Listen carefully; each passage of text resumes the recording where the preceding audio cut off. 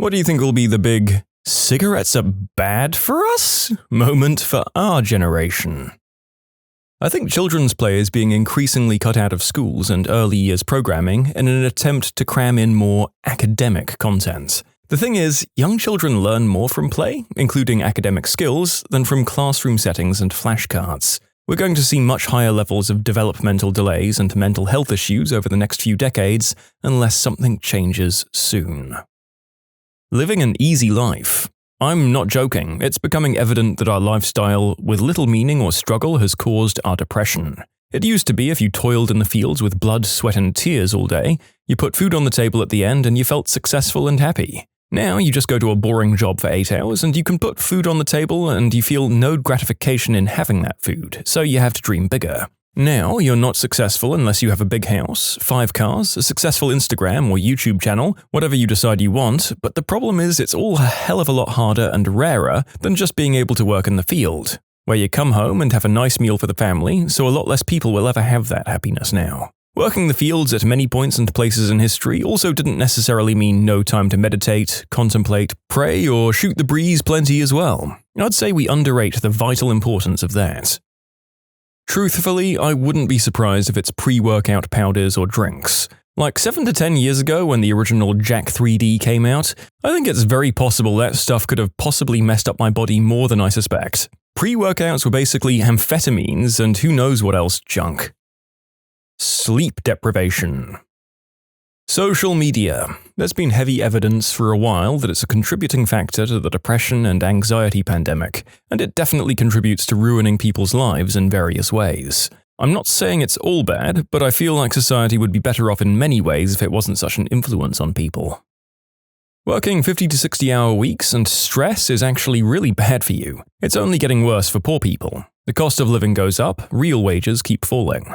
Single parents working multiple jobs just to make rent. Life is hard, and winter is coming. Yeah, this may seem to fly in the face of that previous point about the ease of living killing us, but I think that first commenter's point can be rephrased into working less physically stimulating jobs in very different environments than we're used to, because most of our easy jobs still don't pay the bills. Smoking wax. I freaking love taking dabs, but I'm pretty sure my generation is going to be the poster children for the "don't smoke wax" movement. Not enough sleep. Former sleep researcher here, this is definitely the answer. We already know the numerous public health implications, not only in lower grades for students, but also more medical errors, more traffic accidents, and the cause of many plane crashes and stuff like that, yet it's still seen as a sign of weakness if you want to sleep a normal amount. Not to mention the lack of sleep messes with your hormones, and can be a factor in obesity, depression, illness, and more. Turns out shielding everyone from risk creates a lower risk acceptance threshold. Most fundamentalist parents don't realize this. Kids that are too shielded from the world can't really function within it. And depending on the kids, you either create rebels with no trust in authority or timid, reluctant little mice who never do anything. I really pray it's not LASIK eye surgery. Tanning. People generally have accepted that excessive UV exposure is bad for you, but I haven't seen this translate into behavioral changes for society as a whole. Greek guy living on an island here. I probably watched tens of thousands of people tanning without sunscreen like there's no tomorrow in our beaches this summer so far. Northern Europeans, Germany, Scandinavia, UK mostly, apparently don't give an F about sunscreen and have no idea what the sun does to you except burn you. Oh, God forbid computer screens, otherwise we are so screwed. Sitting for 8 or more hours a day. My lab used to have a daily notification that told us to stand up and stretch. Quote, "Sitting is the new smoking." End quote. Butt cancer. Are you driving your own car? But the casualty rates! You're basically killing everyone else in the traffic. I mean, it's already happening, but low-fat products. They're jacked up with sugar and not at all healthy for you. Also, I'm so happy that this war on fat is coming to an end. I literally eat ghee and avocados all day and I lose weight. And to clarify, yes, I know about caloric intake and its role in weight loss. I also know that fat loss doesn't equate to weight loss, and lastly, my comment pertains to food and pharma industry's attack on healthy fats by claiming that eggs and fish are unhealthy, suggesting that people should consume low-fat items which were instead loaded with sugars and definitely not healthy. Avocados all day? You fool. You'll never be able to afford a house. Hearing loss isn't going to kill like cigarettes, but we sure beat the hell out of our ears via headphones or earbuds. I'm 28, I've been playing in bands and using headphones since I was a preteen. I started experiencing tinnitus symptoms on a daily basis this year. I used to not think about loud noise, but being around construction on the street is stressful now, because I can feel when my ears are being abused. We still don't know how to repair inner ear damage, so start wearing earplugs or turning down your music devices now, because if you mess up your hearing, it's only the rest of your life. Just breathing. People are dying from air pollution all the time these days. Antibacterial soaps may actually be making us antibiotic resistant. Good thing I don't wash my hands. Those people who put lemons in their water bottles to detox and end up with acid constantly on their teeth for 8 hours a day. Enjoy your dental bills, idiots. It turns out that filling the ocean with plastic refuse wasn't the smartest thing people in the early 21st century did. Quote from a 22nd century textbook. Also, just plastics in general, at least for foodstuffs, like, packaging, containers, plates. We keep finding out that certain kinds of things in plastic are harmful to us. The answer so far has been to avoid these particular things, but then we just find the next thing that's bad for us. We know that most plastic leaches chemicals when heated up, yet most people still just throw it in the dishwasher. You should check out all the seemingly harmless dollar store items that are loaded with harmful toxins. I believe Vice put the article out. Really disheartening to learn how little health regulations are in place, and all the unhinged loopholes that companies use to keep these products on the shelves, especially items that are marketed towards children. If you can't find the article, you should find results in Google if you search for toxicity of dollar store bendy straws. Please don't be garlic bread, please don't be garlic bread, please don't be garlic bread. Turns out your haters can dab back at you. Sugar. I recently started a meal plan that cuts out as much unnecessary sugar as possible. It's insane how addictive that white stuff is. I've given up cigarettes before, and that was a cakewalk compared to giving up cookies and biscuits. Over decades, the sugar industry heavily influenced public opinion and paid scientists to blame fat instead of sugar. And it paid off. I really thought this would be earlier, and it should be. We never consumed sugar in the ways we are today, and it's majorly contributed to the obesity epidemic, as well as diabetes and heart disease. It's in literally everything these days. We used to think it was fats in our food, but we've always had fats in our food, and we've never had this much sugar. Smartphones. They mess with your spine massively, and people injure themselves because they weren't paying attention to their surroundings. I'm more concerned that I've given myself brain damage from the number of times I've been reading while lying down and dropped it on my face. The ubiquity of online smut. I've seen some pretty severe addictions that have had major negative consequences and ended relationships. It doesn't feel like a real addiction to people, and they don't consider how much time they're actually spending online watching naughty films or how it affects their relationships and bedroom life. I've met guys who really can't function without it, or who have beaten their eggplants into oblivion and can't feel anything anymore. I mean, don't get me wrong, I love the stuff, but moderation is key, people. Putting your entire life online and having it all stored forever. There's going to be an embarrassing digital paper trail for the next generation of MPs, senators, and diplomats. I'd like to think that we'll get to the stage as a species where it won't matter that you made a comment on Twitter about wanting to eat your girlfriend's butt like a snack cake when you were 19, or because you once sent a photo of your chest to a partner, but somehow I doubt it. That crap is going to end at least a couple of political careers before they even begin. If you think about it, it'll just have a desensitizing effect. You'll be like, so what if he likes to motorboat Catholic nuns? The incumbent stimulates his dingle with avocado on toast. Well, you joke, but it seems to happen a lot now. Feels like you can find incriminating gotcha moments for just about every politician under the sun now on Twitter or whatever the kids are using these days. And yes, as predicted, the public's response seems to have mostly been not caring about it anymore. Okay, I'm going to go ahead and say smoking green herb. And before you all go after me, look, I smoke the good stuff too. I love it. However, our lungs are made to take in oxygen, nitrogen, and the other elements that make up our atmosphere, and nothing else. And it's better than cigarettes in the sense that it's not drenched in however many chemicals that cigarettes are. However, smoking is smoking. Your lungs are not meant to intake carbon monoxide and ash, and our happy little green rolls are no exception. Look, I know it's from the earth, and that's great. So's tobacco. Smoking anything is not good for you. Now, I hear all you guys typing, nah man, I dab and it's healthy because the stuff in my vape is just concentrate, and there's no carbon monoxide. You're right, but do you think putting what is essentially oil so hot it vaporized in your lungs is a good idea? It sounds like a great way to cook them from the inside out to me. Look, I'm no scientist, I'm just a hippie, but that is my 2 cents. I think edibles are probably the way to go in most cases. I'm an imperfect human though, so I'm gonna go light up now. Peace out. Validation through likes on social media. I feel like it's something that was developed and with no experimentation was let loose to the public too quickly for our species to grasp. What will society be in 20, 50, or 100 years when this generation's children grow up with the pressure of being online since practically birth, and seeing so many people become popular so quickly and consistently? More than any other time in history. That's why it seems like celebrities are dying so often. It's because we're so connected that there's basically so many more people to know about. Just long-term, how will our basic natural psyches evolve because of this? I know there's a lot to unpack here, I just always wonder. You can submit your own stories to be featured here on the channel. The story submission link is in the description below. And if you want to listen to some vibey music in the background, check out easymode, also linked below, and subscribe. Going on Reddit instead of doing something productive. I got homework to do, but let's check the front page of Reddit. Then see what's on the front of Ask Reddit. Then spiral down and oh my god, it's 10 PM and that assignment is due tomorrow. Crap. Scented toilet paper. Everyone that uses it is going to end up with cancer of the butt. Internet and computer addictions. That's why I actually turn off my internet connection after the page loads. When I need to click a link or go to a new page, I just turn it back on real quick, then turn it off again when the new page loads. Millennials reading articles about millennials, written by millennials, to generate ad revenue for baby boomers.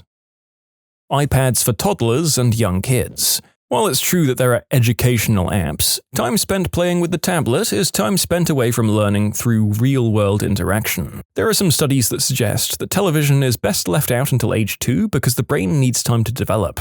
There aren't any long-term tablet or iPad studies that I'm aware of, but I doubt it's beneficial. It's a quick way to entertain a toddler, which is part of the problem. Kids need to learn how to be bored. The alphabet, counting, and reading can wait. The serious and correct answer? Full contact American football. Look, I love football, but I think people looking back in 100 years will think we're savages. It's a brutal sport that's proven to permanently destroy athletes' brains and bodily functions. And yet, I cheer them on each week. 8-hour workdays. It doesn't sound like it would be bad for you, but you've got to take into consideration a couple of hours travel time to and from. So, 24 hours in a day and 10 hours work-related. Supposed to get 8 hours of sleep, that leaves you with 6 hours of time with your kids, meals, and chores around the house, cooking, cleaning, taking the mutt out. I'm sorry, but this isn't a life-work balance. So when at the top of the list I see not enough sleep, I have to wonder, is it not enough, or not enough of our own time to spend on, yourself, family, that stuff? I seriously would love to have 8 hours of sleep, but I can't ever get it because A, I can't fall asleep when I'm not tired, and B, I find it hard to want to sleep in the hours I have left from the day of pretending, faking, and acting like I give a crap about the things in life that I value only for the output I need to carry on with this vicious routine of wake, work, poop, and sleep. Blue light. Without a doubt. I work in vision research and I can tell you this is no joke. Already, mountains of data showing that blue light is messing up our vision and our circadian rhythm, which leads to a host of serious health issues. The research is relatively new, as the iPhone and the proliferation of smartphone users is only about 10 years old. It's everywhere. But high-energy light from smartphones and tablets in particular, as they emit the highest levels and are held in very close proximity to our faces. We even put them in HMDs and strap them to our faces now. They make iPad mounts for car seats and baby strollers. Myopia is up 40% with Gen Z and misdiagnoses of ADD and ADHD also skyrocketing. Manufacturers know this, and they're trying to engineer a solution as fast as possible, but it's not easy. If you educated most people on the actual dangers, they'd still not put down their phones. I've seen all of the research, it's solid and terrifying, and I'm still typing this message on my Pixel like an idiot. We'll definitely look back on this time and judge ourselves as if we were smoking in front of our kids and giving them cigarettes for their 10th birthday. Gym supplements, like pre-workout. Well, you can pry it from my cold, dead hands when I'm done snorting that crap and praying at the Iron Temple super hard. Student loans. We all thought it was a good idea. Go to college, they said. Work hard, they said. Get a job, they said. Last week, Timmy had his leg amputated because he didn't monitor his diabetes. He never would have had those issues without landing that cushy desk job where he sat on his butt all day. He should have been a welder.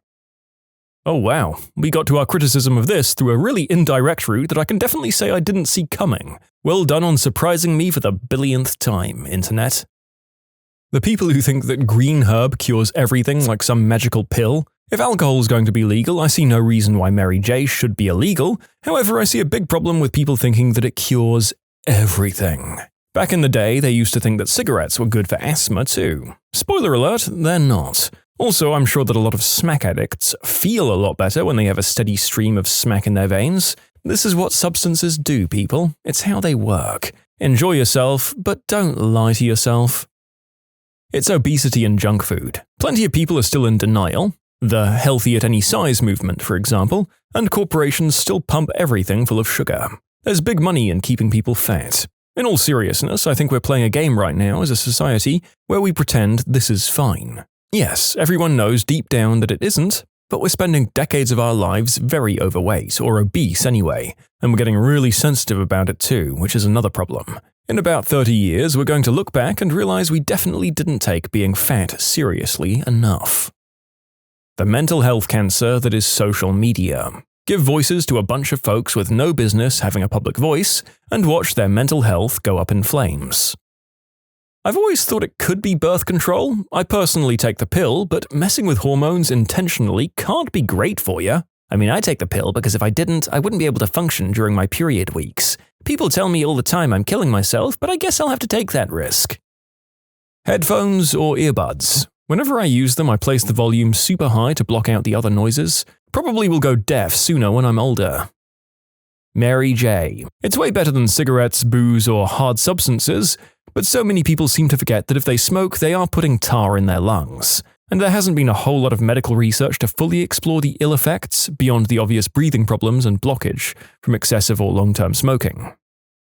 Processed meat. It's a Group 1 carcinogen, according to the ACS. Just like cigarettes, lots of people don't want to give it up even though they're aware of the bad effects. In case anyone isn't aware of the carcinogen category system, it's not about intensity but about our level of confidence in the causality. We know that processed meat and smoking are directly linked to increased risks, but they don't increase the risk by the same amount. Another surprising carcinogen in the same category is shift work, as in working a job that requires you to regularly change between working day shifts and working night shifts, like nursing. Turns out loading food with sugar and writing low fat is way worse for the consumer than having a lot of fat. Energy drinks. People slug these things in as a daily habit. They're overpriced, purely chemical flavored, and they haven't been around long enough to really study the long-term health effects. People straight up die from drinking too many in a short period. I think they're the perfect comparison. Yes, and look, I know for frick's sake everything we eat and breathe is a chemical of some sort, it's just a semantic choice that I made. If me saying it was chemical flavored makes you want to get on a high horse, replace the word with astringent or artificial. Let's not nitpick one word and launch it out of context. Sweet baby Jesus. Blue light from screens. It messes with your body in surprising ways. Oh, it's 100% going to be soda. I'm sure someone said that already, but it's totally true. It's advertised ridiculously, celebrities endorse it, and people are saying it's bad, but soon you'll have to be 18 or older just to buy it. Nano additives in our food and skincare products. Omnipresent and immediate access to media is lowering our attention. Spaniels were originally bred to hunt birds. Our actually much more intelligent design began as a movement, can help developing nations have lower rates. 9 out of 10 unbelievable ways your smartphone is killing you. I mean, it's already opioid painkillers. They were touted as being barely addictive if used properly, but they turned out to be pretty darn addictive, and then you combine that with overprescribing, addiction, and the slippery slope to harder forms of the substances, it's already a major problem and it has been for years and is only now being addressed at all. Plastic, in general. 50% of all plastic on Earth was created in the last 13 years. As we all know, it takes a very long time to biodegrade, and the oceans have state-sized masses floating in them. As population increases, 3D printing and other manufacturing finds new ways to use plastic in place of anything. It will only increase exponentially. Turns out sticking your member in a coconut is bad for you. Turns out CrossFit destroys your body. Alternately, turns out fat isn't that bad for you. Turns out eating steak is destroying the environment. This thread only has me worried about 57 new things so far. Turns out gauges look fudging stupid, especially when the actual hardware is left out, leaving these ugly, dangling loops of ear flesh. I have this odd notion that carbon fiber is going to be the next asbestos. I really hope they don't find out that Coca-Cola gives you super diseases or something, because honestly, I'd still drink it. Car exhaust fumes. You go to some cities now and the air quality is so bad you can smell it, you can taste it, and it's killing people. Once we switch over to electric cars, I think we'll look back on this era with the same disdain as smoking in restaurants and cinemas. VR. I really want a Vive, but I have one big reservation. They're basically sensory deprivation headsets. My apartment could be burning down around me and I wouldn't know it until it's too late. I couldn't imagine how someone with kids would ever be able to use it. Not developing vat-grown foods faster and unnecessarily killing animals. That's what the next generation is going to hold over us as a part of their moral superiority. And our easy access to jobs before automation. What was that stat? I'm bullcrapping off the top of my head, but something near that if everyone in the States cut their meat consumption by half, they'd be well under the Paris Climate Agreement guidelines. IT workers. Who are the most enraging people you have to put up with? I've worked in IT for a few years now and have been messing around with computers of my own and fixing them for friends as far back as I can remember. I understand that not everyone is good with computers. If they were, I wouldn't have a job. I have no problem helping people through things, giving them information, or fixing things. What I do have a problem with is people who mess that crap up and tell me I don't know what I'm talking about when I tell them how to fix it or how I already fixed it. Oh yeah, your hard drive is completely corrupt. If you listen, you can actually hear it grinding on the inside there. There's nothing I can reasonably do to fix that. But I need my files. I'm sorry, the drive is physically broken. I can't recover anything from it. I thought you were good with computers. I'm just telling you what I found out. Well, it wasn't that bad before I bought it to you. You broke it. Frick these people. Someone came into our retail store and asked to buy a windproof router because the wind keeps blowing my Wi-Fi signal away. I'm pretty sure my eyes started bleeding. The person told me, the game won't run. It's telling me I need to update my graphics drivers if I want to play. What should I do? Update your graphics card drivers. Oh, okay, thanks. Telling everyone when they come into work that the internet is down because she can't view one particular website. The computer forgot my password. No, I swear I've tried it like 30 times and it doesn't work. It keeps saying locked out. I feel like I did most of these when I was a child or in my early teens, so the fact that there are apparently multiple adults, presumably with office, computer-based jobs, who are doing these sorts of things constantly is frankly upsetting. This woman called my college help desk, she was a professor, and told me that her dead brother-in-law was controlling her PC. She also wanted to tell me that she's not crazy. Turns out her batteries were going in her wireless mouse and the cursor was just moving around kind of funny.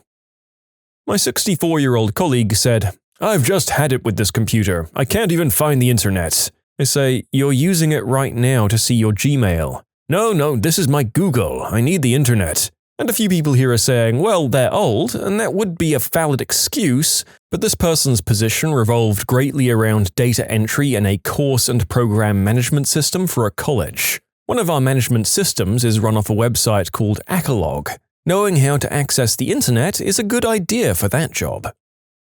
The other day, the office manager was trying to send out a message on our mailing list program. She asked, how do I create a new email? Oh, you see at the top there where it says Create Mail? Oh, where do I put the email name? Oh, look at the top where it says Email Name. Oh, where do I select which email list to send it to? See at the top where it says Email List? And on and on and on for 20 minutes. The instructions are all right there. I swear half the time these people act like my job is to read things to them. At that point, I start reversing the process and ask them to find it for me. Can you find a button that looks like it relates to creating an email? And when they argue, I tell them the true fact that telling someone where something is only reinforces to their brain that they don't need to remember it, whereas finding it for themselves helps them remember. Then they tell me to shut up and tell them where the button is. I wrote a script to do some maintenance on the computers on the network after hours. Clear temporary files, garbage files, defrag, among others. As you know, no one else does this, and I was having to manually do it on a few computers, so I figured I'd script it out and do it to everyone, and get it all done at once over the weekend. Monday morning, all hell breaks loose. Apparently, the number 2 in the office had been storing all of her important files in the recycle bin, not on the network share like everyone else, but files created on the desktop and then deleted, in which she'd open the recycle bin, undelete, and they'd be back on the desktop.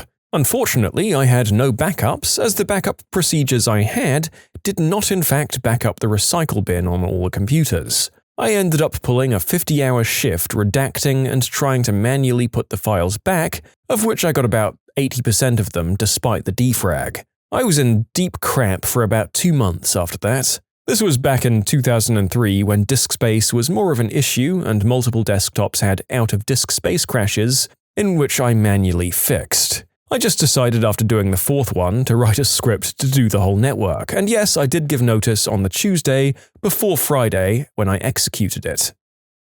Some people just make silly mistakes. I'm pretty sure I Googled Google before these things never hurt anyone. I once worked for someone who didn't think that IT needed access to network drives to back them up. It's so much more dangerous when you can't do your job.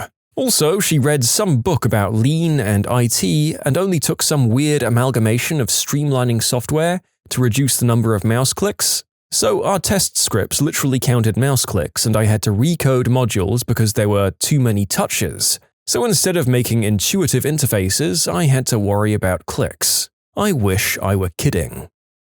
I had a boss that prided himself on never touching a computer. Web TV was the greatest thing ever, so the company website had to be built around Web TV. They also insisted on having a gosh-awful MIDI file playing on the website. I had to fake takedown notice emails from the RIAA to get him to finally remove it. I never understood how people can take pride in not knowing something. When everything works, why do we even pay you IT guys? And when one thing is broken, why do we even pay you IT guys? Yeah, it seems like a pretty thankless task. Hopefully there are at least a few people who know that when everything is working perfectly, it's actually a sign that IT are doing their jobs wonderfully. I don't get mad at people for not knowing things anymore. That's fine. Really, the things that miff me these days are the following statements. It's not my job to learn how to do that. Oh, I'm computer illiterate. Computers hate me. That kind of thing. Externalizing the problems and not taking ownership of the fact that working with technology is part of your job, and using the "I'm just not a computer person" mantra as an excuse to remain willfully ignorant. I did recently have a user screenshot a problem, paste it into Word, and then fax it to me to open a ticket. That was pretty funny. During a large-scale worm outbreak several years ago, the building one of our guys was working damage control in lost power. It was during a severe thunderstorm. One of our users looked at him, wide-eyed, and shakily asked, Did the virus do that? I rebooted. No, you didn't. Your PC takes 2 minutes to reboot, so you've either lied, logged off and back in, turned the monitor on and off, or did something else. I told you to click Start, version dependent, next step, and then restart. You ignored me and did something else. Cease your lying and/or not listening to me ways. I don't care if you don't want to reboot, it'll fix your problem. Otherwise, I'd tell you not to move so I can see the issue myself. Oh, is this the part where you take over my screen? I don't like it. It's scary, like a ghost. I rarely begrudge someone for not understanding what I do. I'm sure I've said some stupid things about other people's areas of expertise. What I do get irked over is when it's trivialized. I've had a couple of people who barely know me approach me with a big idea that they'd like to get off the ground. One guy wanted to make a World of Warcraft clone, more or less. He knows I write software, but no idea what I do. I work on big data systems and the like. So to him, a programmer is just a programmer. No matter that I know as much about how to make a game like World of Warcraft as I know about brain surgery, but I do know enough to know that one programmer who is not even tangentially related to the end product in expertise is probably not going to get the job done. He had no clue about what making a game like that entailed. I think he figured that Blizzard was run by 4 guys in a garage or something. Another guy had a brilliant idea for a website. Hint, it's a crappy idea. Hilariously crappy. He has no business experience, no development experience, no marketing experience. But he tells me the classic line, I'll give you 5% ownership. Ownership in what? Your pipe dreams? And then I tell him, no thanks, and it's always the same. You have no idea of what you're missing out on. Oh, but I do, and I'm really not missing much. People have no clue about how much work goes into the stuff they use. They figure that since Google is only a logo and a single text box, it should be super duper easy to create that part. I don't need the maps created at first, we just need a search engine, and then we can make one that's better than Google. Once it's running, we'll start working on a new map thing. Which is another actual line I've been pitched. Right. Because nobody else is trying to do that right now. Search Bing for Google alternatives and let me know what you find. You know, besides irony, the idea guy is the most useless person out there. If all you have is an idea and you're going to pitch it to a developer, save yourself the time and just ask him to say no thanks to you in advance. Anyone who agrees won't be competent. Anyone who's competent won't agree.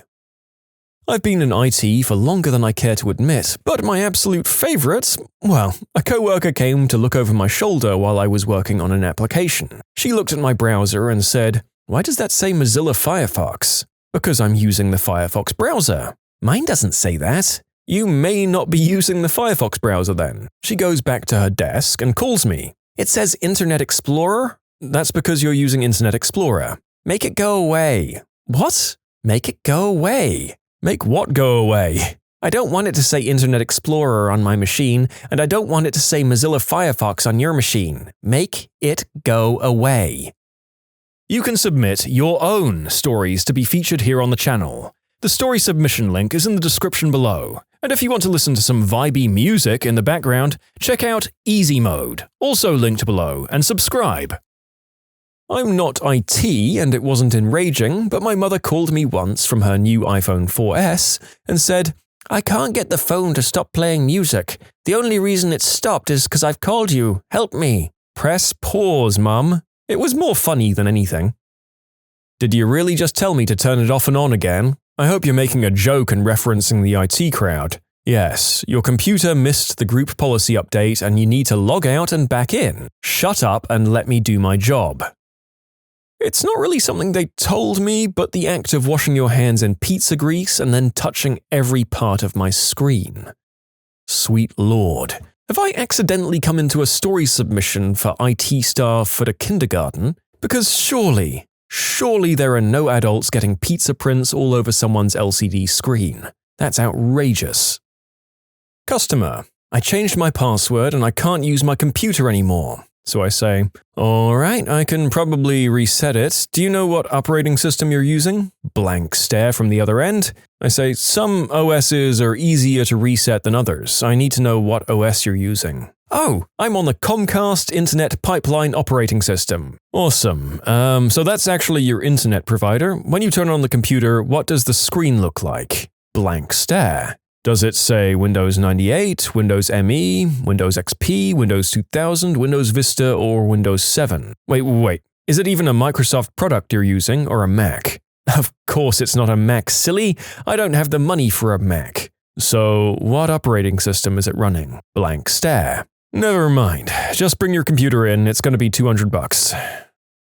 So, I have a printer with a USB cable coming out of it and a USB port on my computer. How do I plug it in? I think a part of me died a little bit when I heard that. It's broken. Why is it that clients are always so vague? Just because you mistyped an email address or didn't plug it in or chose the wrong printer, it doesn't mean your computer is broken. People assume that we know how to program websites and iPhone apps because we know how to set up telco or replace your hard drive. Nothing happens when I click the link. Nothing happens is client speak for the thing I expect to happen doesn't happen. If someone tells me they click a button and nothing happens, the one thing I can absolutely guarantee is that something does happen, something interesting and diagnostically important, which the client refuses to put into any other words than nothing happens.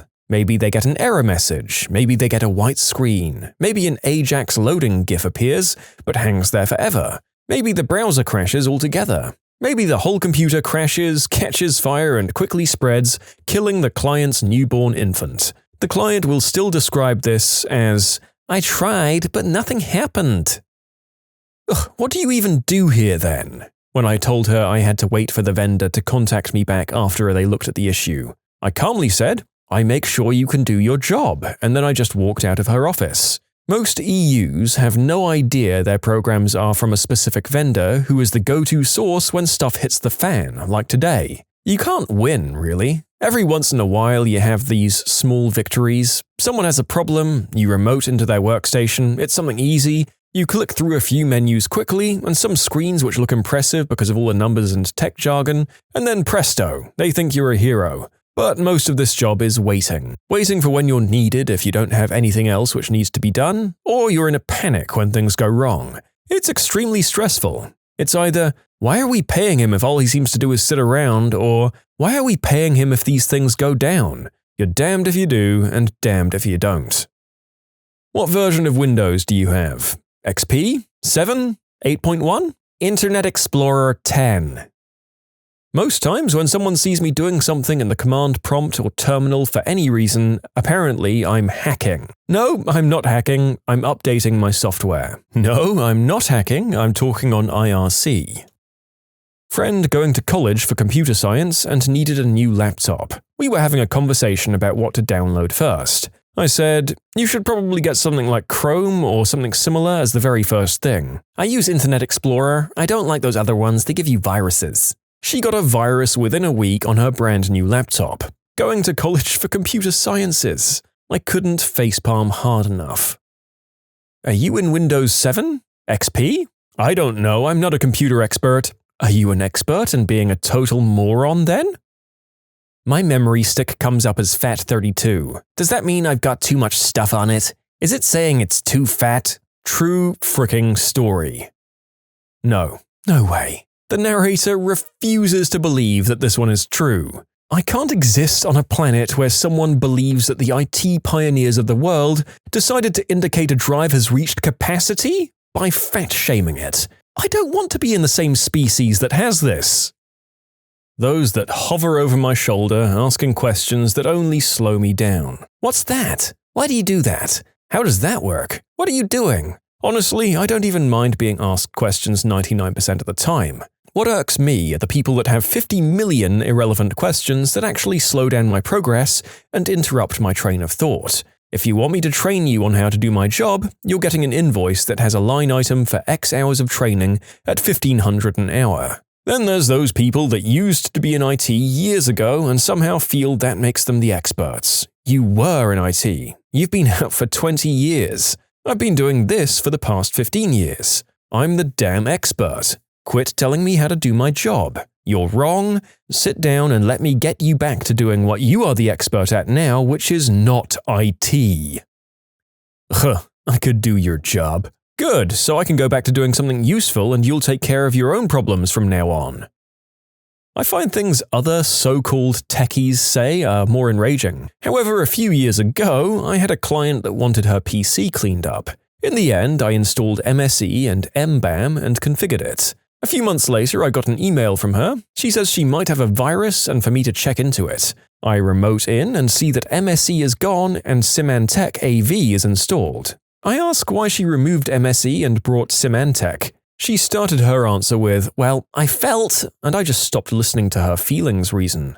Soldiered on, fixed her problem, and sent her a bill. In short, some people don't think they get a good product unless they pay for it. I've seen this in different areas of business. I work in a call center. Outside of work, I'm as IT as you can get, fixing computers and whatnot.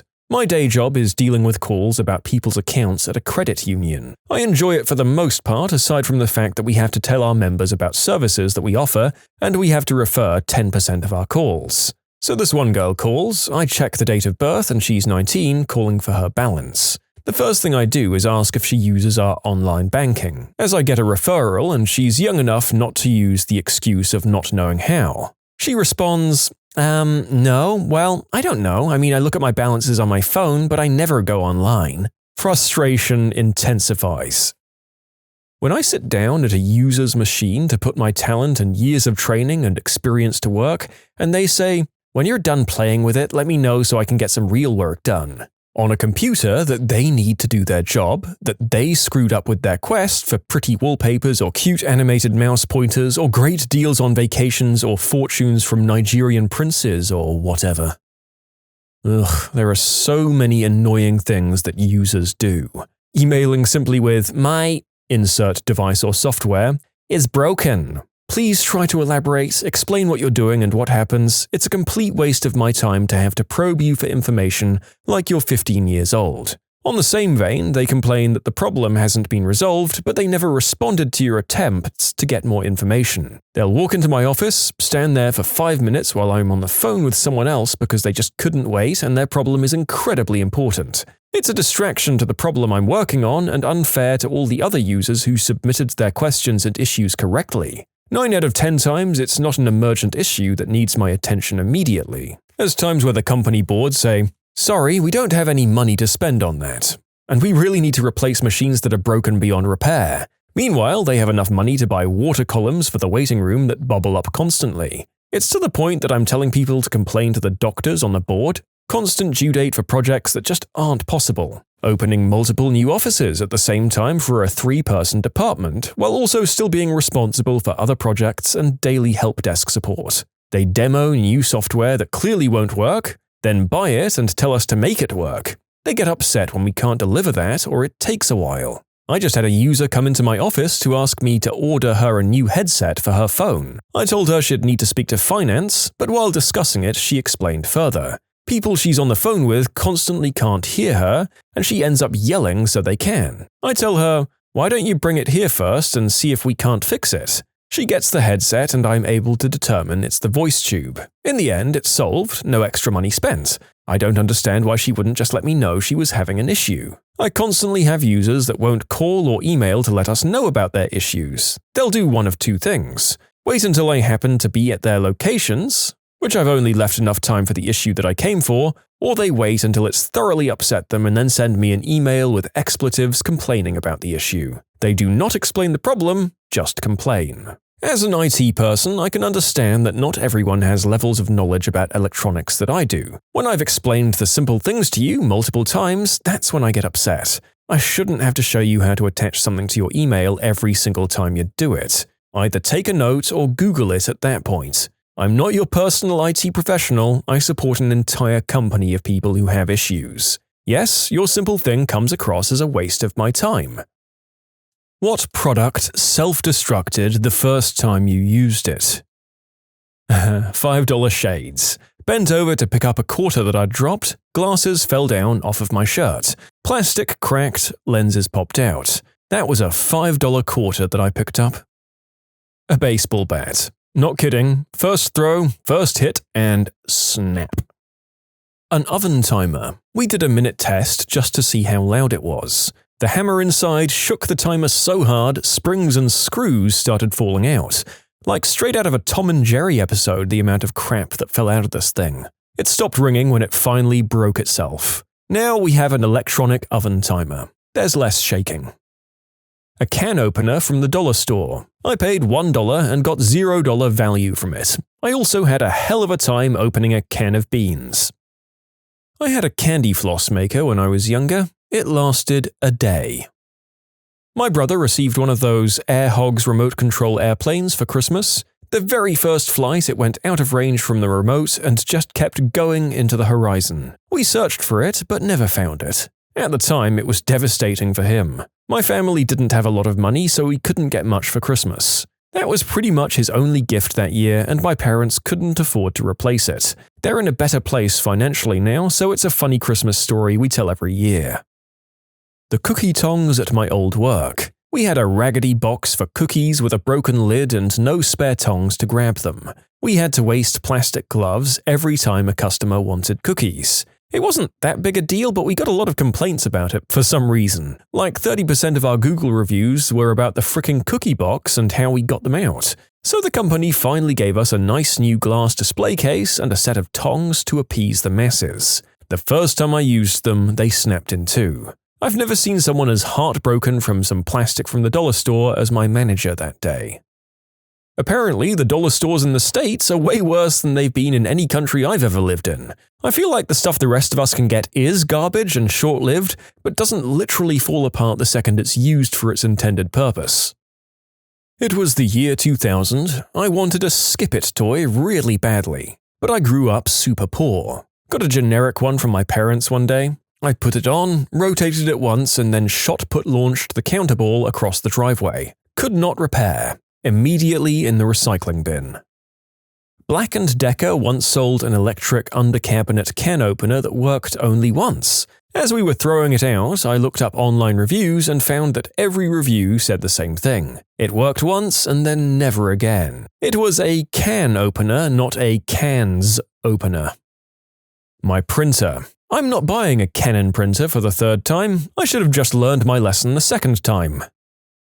My brother and I got Stretch Armstrong for Christmas one year in the late 1970s. We lived in Syracuse, New York, and my parents would hide the presents in the attic. The attic wasn't well insulated, and Syracuse gets very cold in the winter. When we opened Stretch on Christmas morning, he was as hard as a rock. Easy now. My dad told us not to stretch him until he warmed up.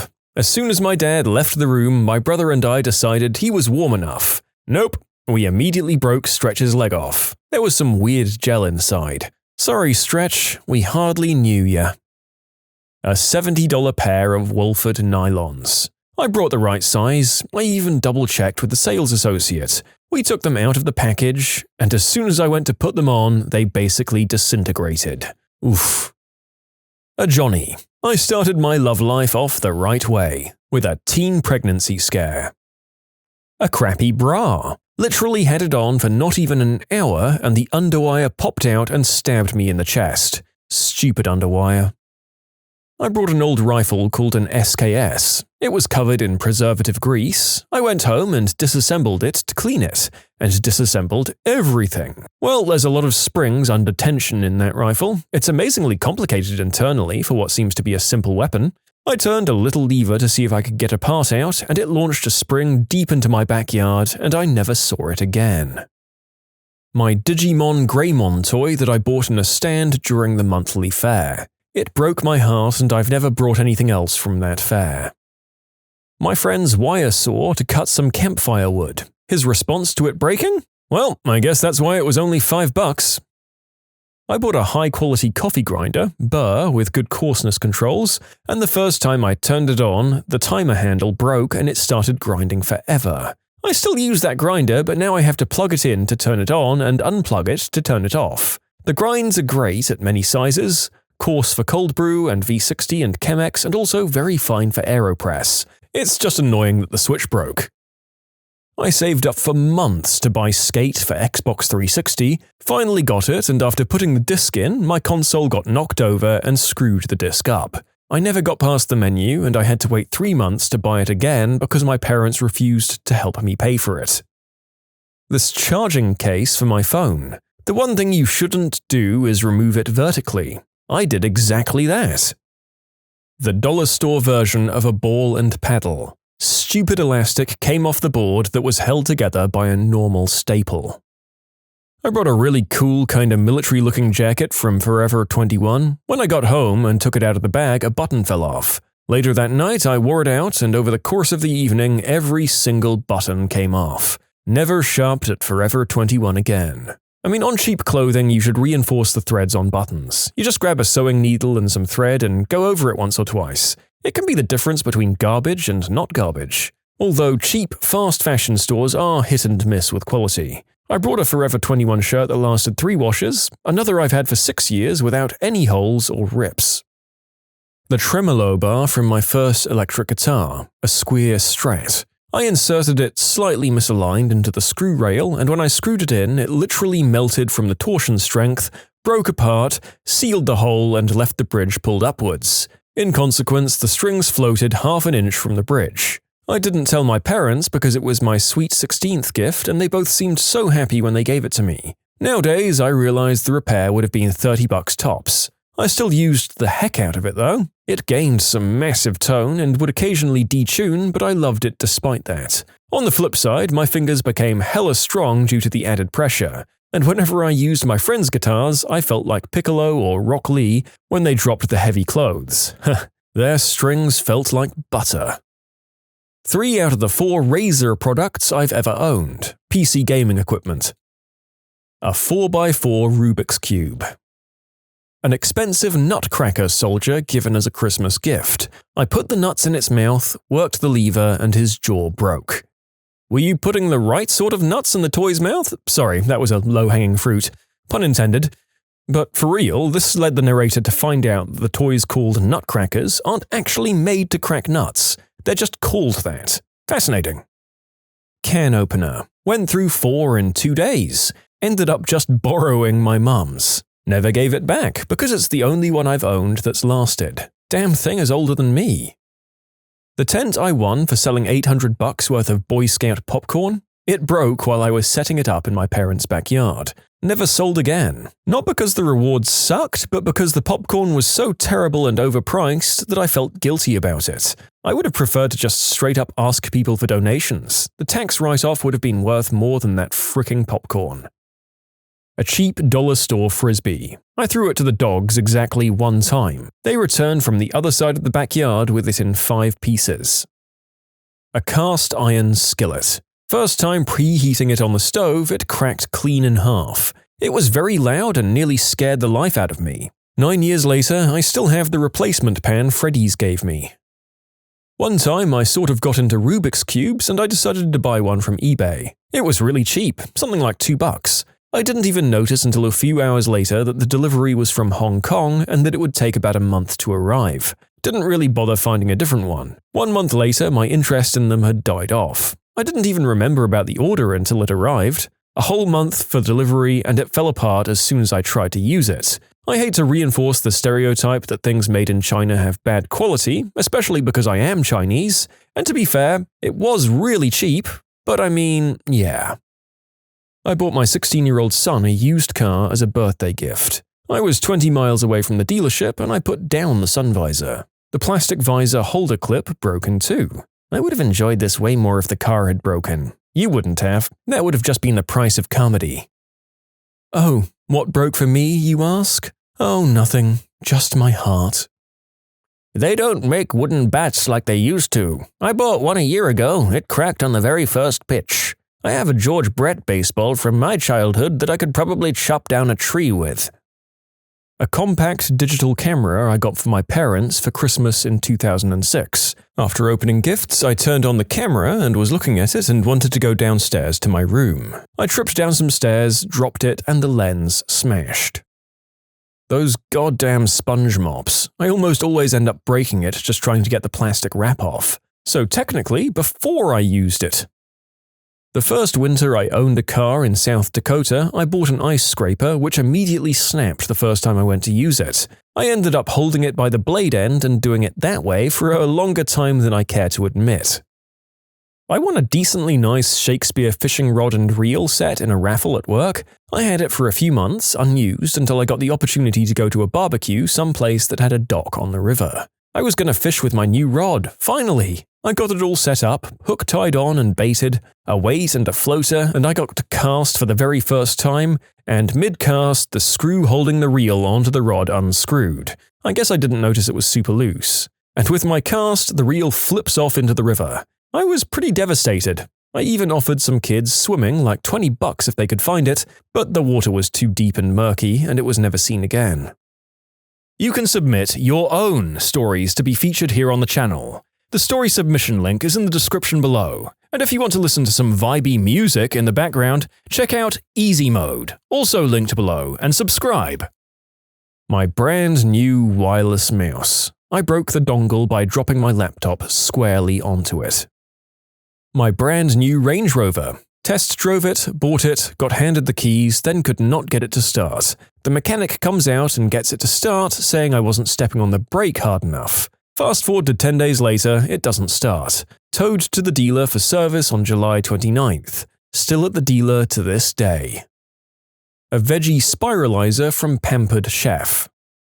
One of those 30cm rulers that you fold in half. Year 8 rolled around, I still had my Y7 one and it snapped. Whatever, it was a little worn, I wasn't angry. I got a brand new shiny one. Took it out of its packaging, put it in my pencil case, took it out, only for it to fricking snap immediately the very first time I unfolded it. I was fricking annoyed. It was a crappy £2 ruler, and that's like £200 in kid money.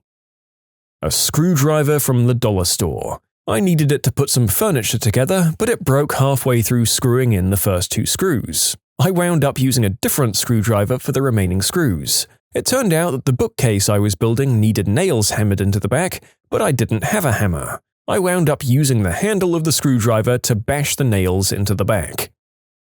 I once got an assortment of fancy teas as a gift. They came with a glass infuser. It looked like a test tube with slits in it to let the water through. I used it once and discovered that while it was easy to put the dry tea leaves in, there was no easy way to get the used ones out.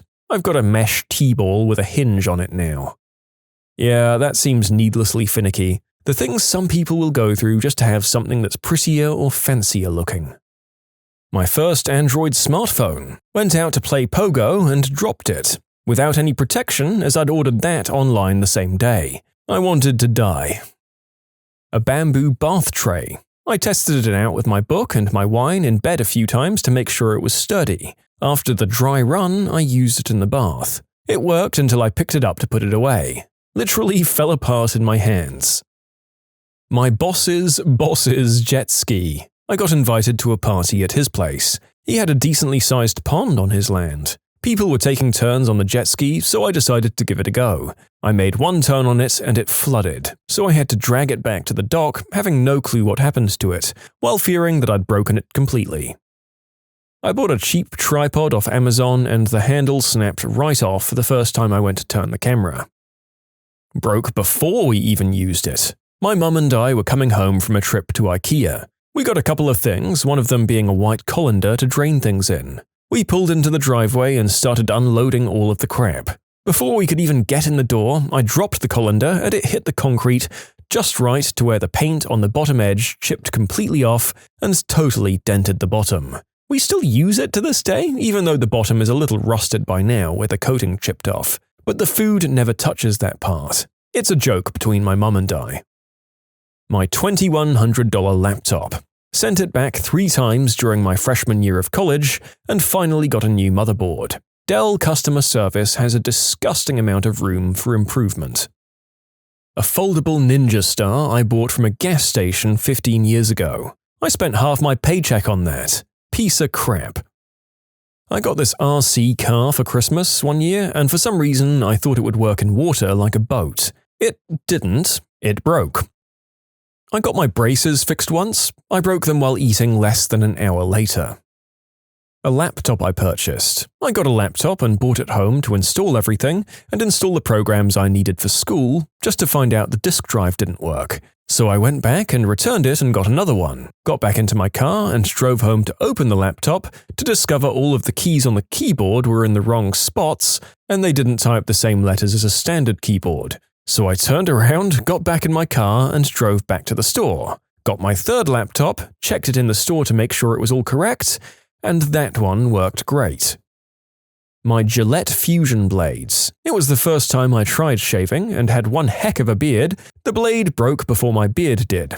Also, my barber would rather avoid shaving my beard with a shaving machine as it's not capable of entirely removing the hair. He'd much rather burn it. These days, I shave with a safety razor, and that seems to do the trick. A stupid, cheap ice cream scoop with one of those wiper blades. Screw that piece of junk. I'm going to buy a deluxe scoop with no moving parts and is all one solid piece. I bought a Kindle. I connected it to my computer, put it down on the stool next to my desk, about a foot off the ground, and while turning, I hit it with my leg and it slipped off the desk and the screen shattered. The kind where the colors bleed all over, but clearly it's still turning on and off. I debated bringing it to the store and claiming that I unpacked it like that, since only about half an hour had passed, but ultimately I felt like the lie was too big. I read books on my phone now. I've been dipping since I was 13. I tried to switch to a vape last year. I didn't know what I was getting into, so I thought $60 was a decent price for my first vape. It broke in the first week. Copenhagen Mint is my favorite. Windows 10. I mean, how can you break it when it's broken to begin with? My friend bought an umbrella from a stand on the street, and as she was opening it, the top part just flew off as she stared open-mouthed for several seconds. That happened a couple of years ago, and I'm still laughing. I used a brand new Spalding basketball pump on my brand new Spalding basketball. Popped instantly.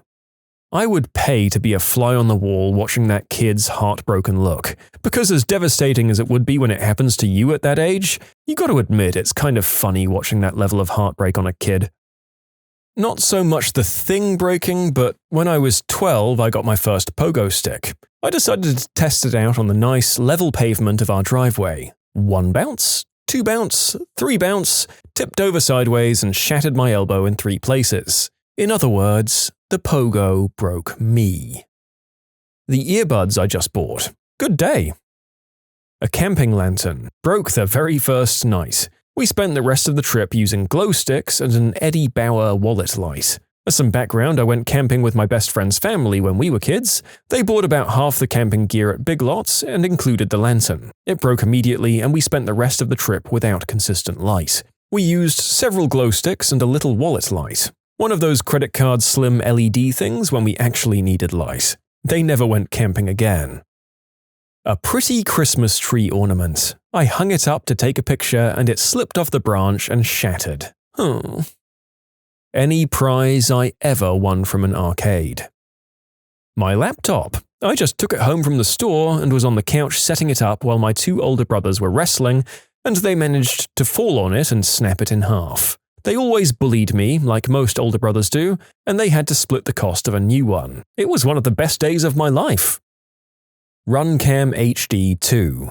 A nice, inexpensive GoPro alternative? Nope. Utter garbage, and Runcam stands behind literally nothing. Died after recording 15 minutes of testing, and the cat. Call your retailer, we have no interest in helping you. 3 times was enough, but even at $89, it's not an affordable alternative to anything. A $1 knife from Walmart. I took it out of the blister pack and it completely fell apart in my hand.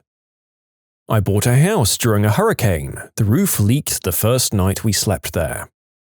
A $2,000 drone. It was 3 feet above the ground and about 6 feet away from me with low battery after flying around for a bit. I knew it was low battery, so I brought it down while it was counting down to return home. Yeah, I didn't know that it actually shoots straight up to the altitude before returning to me. Straight up into a tree. Busted. An overpriced coffee machine that takes a little plastic pod. It never worked, never bought one again, never drank coffee again. It was not meant to be. A handy stitch, one of those as seen on TV small handheld sewing machines. Seemed like such a great idea, and it broke the first time I tried it out. Got a fancy juicer for my birthday one year. Immediately threw the only fruit I had into it, peaches. Goodbye, fancy juicer. A fog machine. It worked for like a whole minute and then just shut off. About 20 minutes later, it was still plugged in, it spotted out a tiny bit of fog and finally just stopped working. I bought a pack of AA batteries from this discount chain called Grocery Outlet. Took them home, popped them in my Discman, yeah, it was a while ago, and it played the first 8 seconds of the first song and then died. I mean, I guess technically they didn't break, but Jesus. What's the best troll you've pranked somebody with? I convinced a roommate that Microsoft was coming after him for piracy and that he needed to go down to the courthouse to meet their lawyer for a settlement. In high school, I posted on my wall, "Wow, Facebook automatically censors your password when you post it onto Facebook," then a bunch of asterisks to indicate that I'd typed in my password and it had censored it. Try it out for yourself. I got 3 passwords that day. I convinced my roommate that he had herpes by stealing his phone and changing my name in his contacts to a girl he had a fling with a few months ago. A little bit of backstory concerning the girl. After he stopped talking to her, she got pregnant and everyone would attack him saying it was his, but he refused to talk to her. So I went ahead and texted him the following. "Listen, I know we haven't talked in a while and I'm sure you know I'm pregnant. I just wanted to ease your mind and let you know that you're not the father. But during my doctor's visit, they told me I tested positive for herpes downstairs. You should get tested. Bye." He started freaking out, and when the guys and I told him it was a prank, he threw his new iPhone against the wall, completely destroying the thing. He then proceeded to storm out of the house, get in his car, and disappeared for about 5 hours. Oh, and this went down on April Fool's Day. By far the best prank me or any of my friends have witnessed. Pal, if you see this, way to be a good sport. I said that the Rickroll subreddit was a sad sub to visit, except I actually hid a link to a Rickroll in the link. Thousands of people got Rickrolled that day. It feels good, man. Not me, my dad. He's entirely convinced my grandmother that the word dinosaur is pronounced dinosaur instead of dinosaur. It's extremely subtle and not really that incorrect, which is why, 1, it was really easy to convince her, and 2, it's been 5 years and she still says it like that. He does this with a new word every year or so. That's simultaneously such a low-level troll, but it still seems so damn mean. Maybe because it's setting up a woman of undisclosed but presumably advanced age for some kind of slightly embarrassing social encounter where she might be too old to unlearn the habit?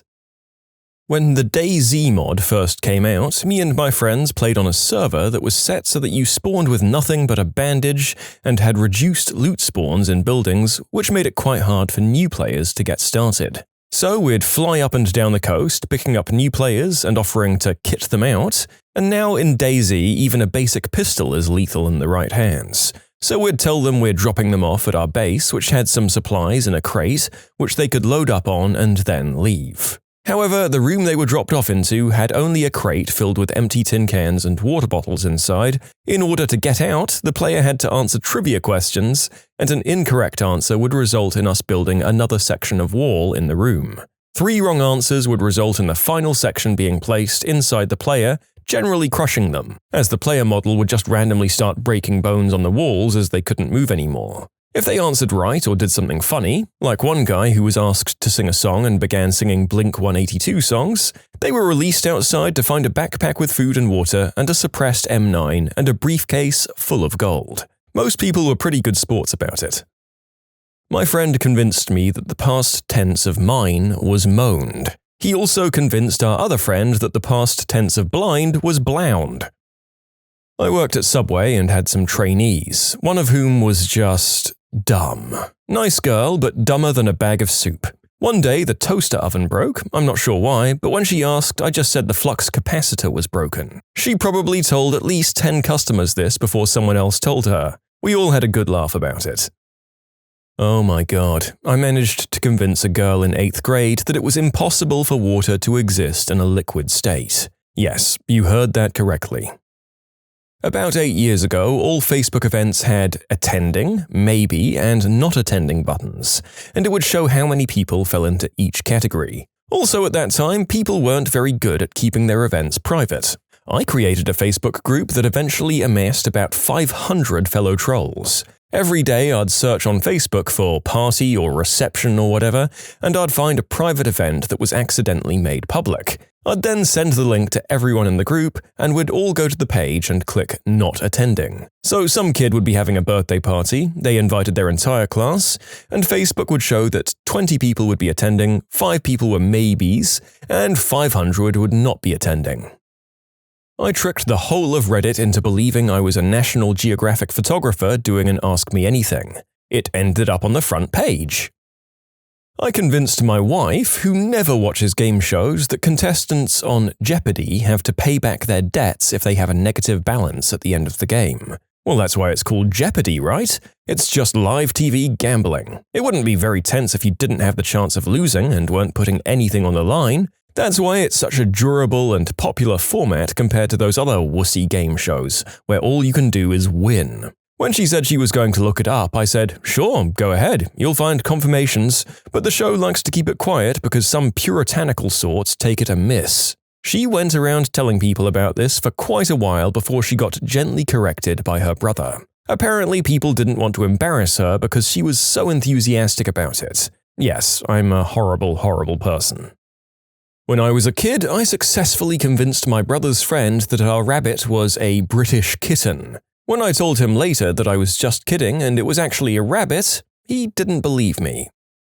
I'm a submariner in the US Navy. For a dare, I convinced a college-educated girl that I'd hooked up with a few times that she could send me care packages while I was underway. It had to contain items that wouldn't perish, like beef jerky, nuts, or candy, and had to be waterproof. How would it get delivered, you ask? Well, the US Navy has a contract with most aquariums on the coast that deliver packages by whale. It's called US Whale Mail. You package your stuff, you waterproof it, label it with the ship I'm on with my name, and you take it to the aquarium. They attach a group of packages to said whale, which then swims across the world and, quote, hones in on our sonar signal. Our sonar operators hear the whale and go, "Oh, the mail's here," and we surface the ship to detach our packages and enjoy our semi-fresh beef jerky. This girl stopped emailing me a few weeks into my next deployment. I like to imagine the look on the face of the aquarium employee who possibly had to receive the package. I have no idea if she actually did it. She bought it fully while I was there, though. In short, I convinced a girl whales delivered packages to US Navy submarines. That's admittedly a pretty funny way of talking yourself out of ever sleeping with that person ever again. I hope the laugh was worth it. Honestly, I wouldn't have been able to keep a straight face if I was in the room for that lie. During a raid in World of Warcraft, I set up a keybind to only speak with one person. Over the course of 2 hours, I'd periodically whisper the word for the male reproductive organ in a gravelly tone. After saying this several times, the person finally shouts back the word at me a bunch of times, followed by, "We can all hear you." Mind you, there were 38 other people in the group who had no idea what he was talking about.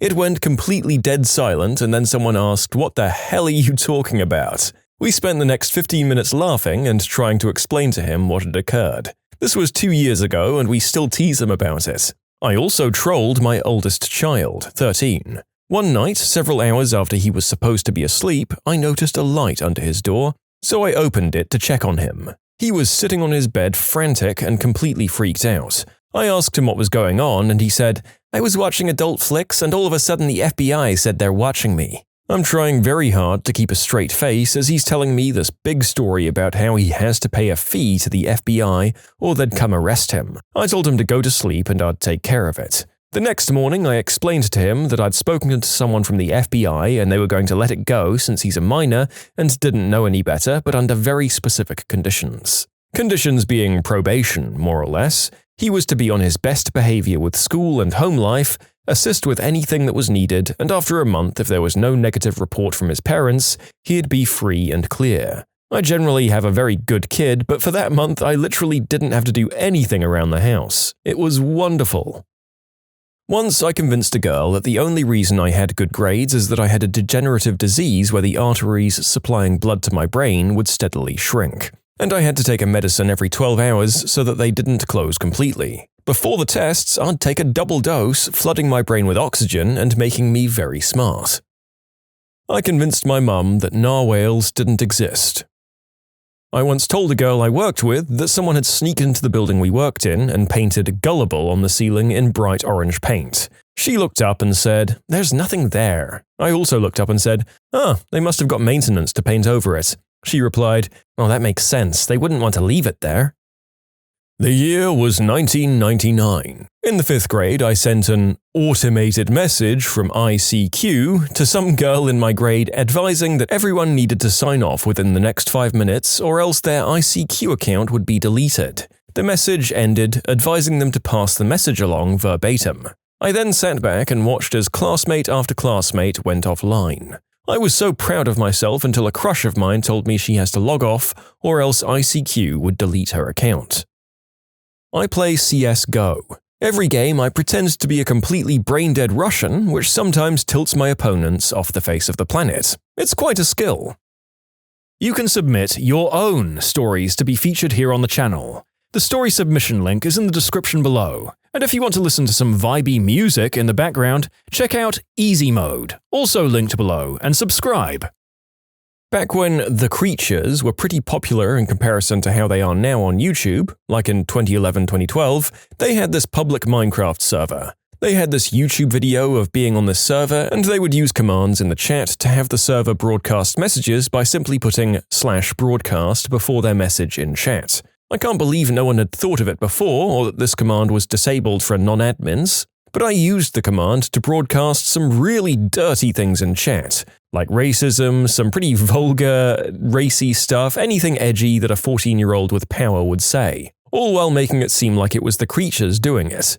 Z and Dans were in at the time and panicking to keep the rampant chat calm. Soon, more and more randoms were learning that somebody was using the /broadcast command and began doing it themselves. The server was in chaos and went down for a few days. There was a guy on World of Warcraft who wouldn't stop coming on to me after he heard my voice in the guild chat, so I got my revenge by telling him about the rare mount the level 3 to 4 kobolds in Fargadeep Mine in Elwyn Forests have a small chance of dropping. He farmed that sucker for days before giving up. I ate 2 goats and a sheep and still managed to get them to pay the toll to cross my bridge. Back in the early days of AOL chat rooms, I used to chat up my 2 teenaged stepsons and get them to ask me out. They thought that I was their age and from their town. As they grew more and more excited by the prospect of hooking up, I'd start making comments about them that I couldn't possibly have known if I were truly a stranger. I used to love watching the moment they realized who I was and typed, "F you, Mom." We laugh about it now. Wait, this implies that this happened more than once. My lord, if that occurred even a single time, it would be enough to scare me off the internet forever.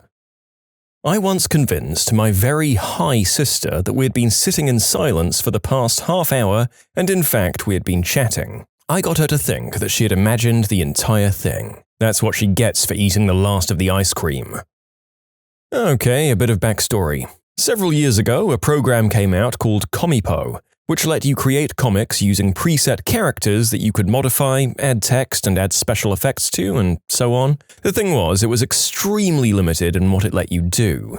For example, you couldn't actually create custom poses for your characters, you had to pick a pose from a list of presets, and if there wasn't a pose for what you wanted, tough luck. But the biggest kick in the butt with the program was that it launched in English with version 1.0, while the original Japanese version was on version 1.5 or whatever. The Japanese version had several updates with new, free content, bug fixes, and additional features like 3D object importing, but us English users were left out in the cold. It would be months before we'd start seeing updates, and it wasn't even until years later that we actually had the same version as the Japanese users did. Heck, there was even paid DLC costumes for the Japanese version that they wouldn't even sell to us without several months' delay. So, in short, the program sucked and the people running it sucked even harder. Well, the program was published at the time in English by Crunchyroll. It's since changed hands. Crunchyroll is the official anime streaming site, and they had a big advertising campaign to try and get people to buy Comipo. Of course, this made them very aggressive about deleting negative criticism of Comipo from their forums and the official Comipo Facebook account, which only made the dissatisfied users, myself included, more angry. And then Crunchyroll announced a contest. Entrants had to create a short 10-page comic using Comipo. All winners would receive free premium items, which we assumed was the first DLC costume pack. And the grand prize winner would also get their comic translated to Japanese and posted on the Japanese Comipo website. I knew what I had to do. I had to win this contest. Not for the prizes. Oh no, I didn't really care about the prizes at all. I just wanted to embarrass the ever-loving crap out of Comipo and Crunchyroll, and I knew just how to do it. So on to the troll. I created the most generic, pandering bullcrap comic I could possibly come up with. I studied past winners of the contest run by Crunchyroll, including previous Comipo contests, and I molded a comic out of the most blatantly pandering, generic anime moblob crap that I could possibly come up with. A comic that was, for all intents and purposes, terrible, but what would be exactly what I needed to claim victory. Of course, the comic included a healthy dose of butt-kissing to the Comipo software itself for extra points. The result of this effort was Twin Tail, an 8-page harem romance manga about two twin-tailed twins who wanted to do the deed with the generic manga protagonist. I released Twin Tail to the public via Crunchyroll's official submission forum, and then I waited. After a few weeks, the winners were decided, and what do you know, I won second place. But perhaps you're wondering, what's so funny? Where's the troll? What exactly did I do to Crunchyroll and Comipo? Well, after I received the key for my prize DLC, which didn't even work at first and then turned out to be something they were charging $15 for, that was originally released for the Japanese version for free, then I revealed my terrible secret to the world. The images in Twin Tail are GIF files, and if you wait 4 minutes on a given page, the entire page changes, revealing new dialogue that completely craps on Comipo and Crunchyroll. The angry masses of dissatisfied Comipo owners pretty much declared me a god of trolling after that. I managed to successfully get a fairly large company to declare an entry to their contest, the winner, one that secretly insulted them and their entire fanbase. Within a day, my Crunchyroll account was banned. I was IP banned from making new accounts, although I easily got around it and continued to make new accounts to mock them over the next few days, and the official Comipo Facebook account blocked me and nuked all of the posts of mine they'd ever reposted. My comic was removed from the gallery, mentions of the comic were removed from the contest thread,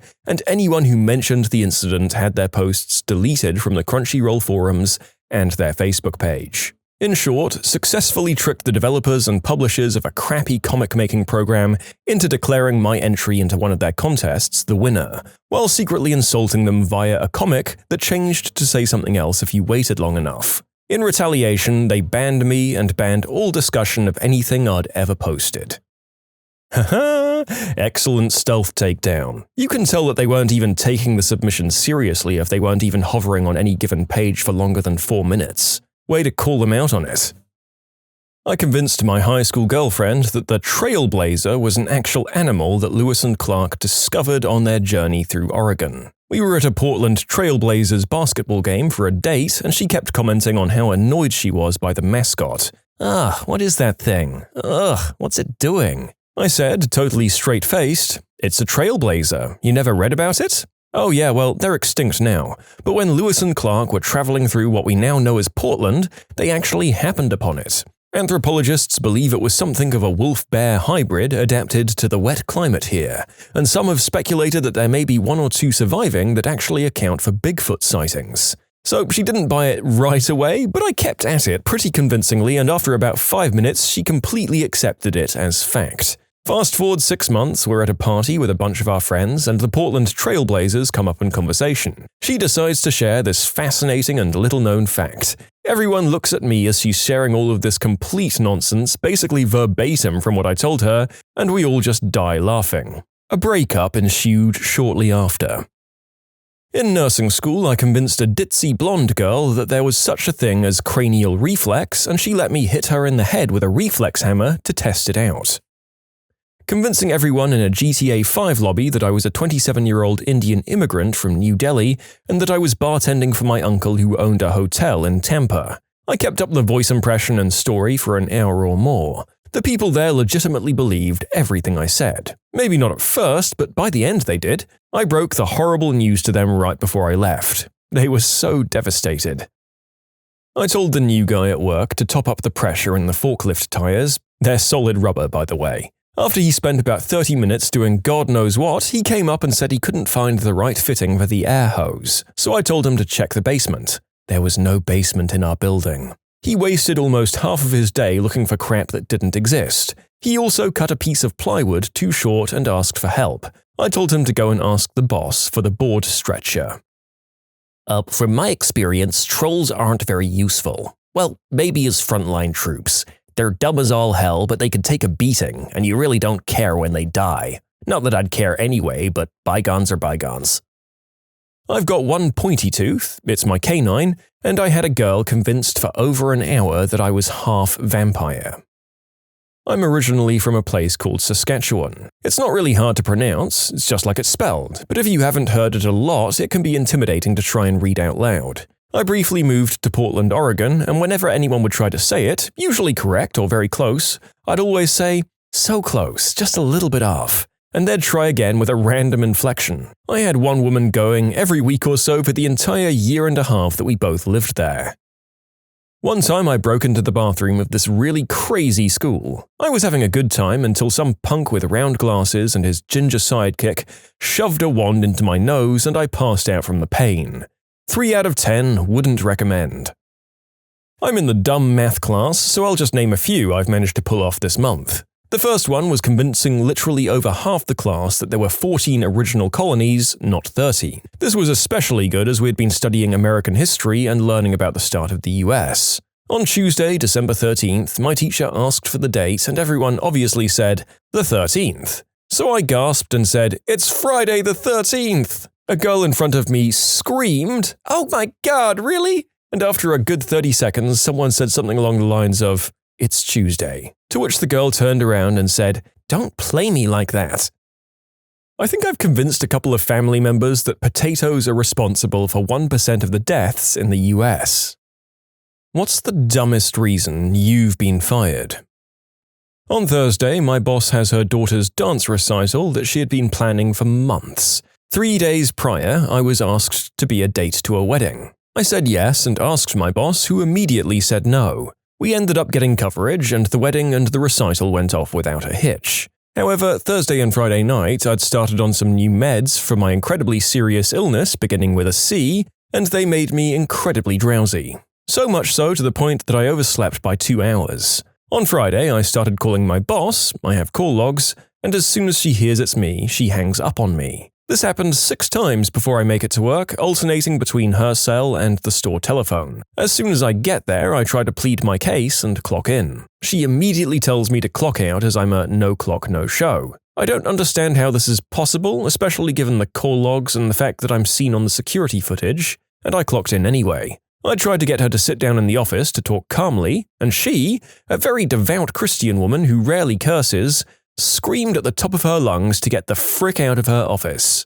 At this point, I'm very confused. I have no idea why she'd be so angry at me. And then I find out.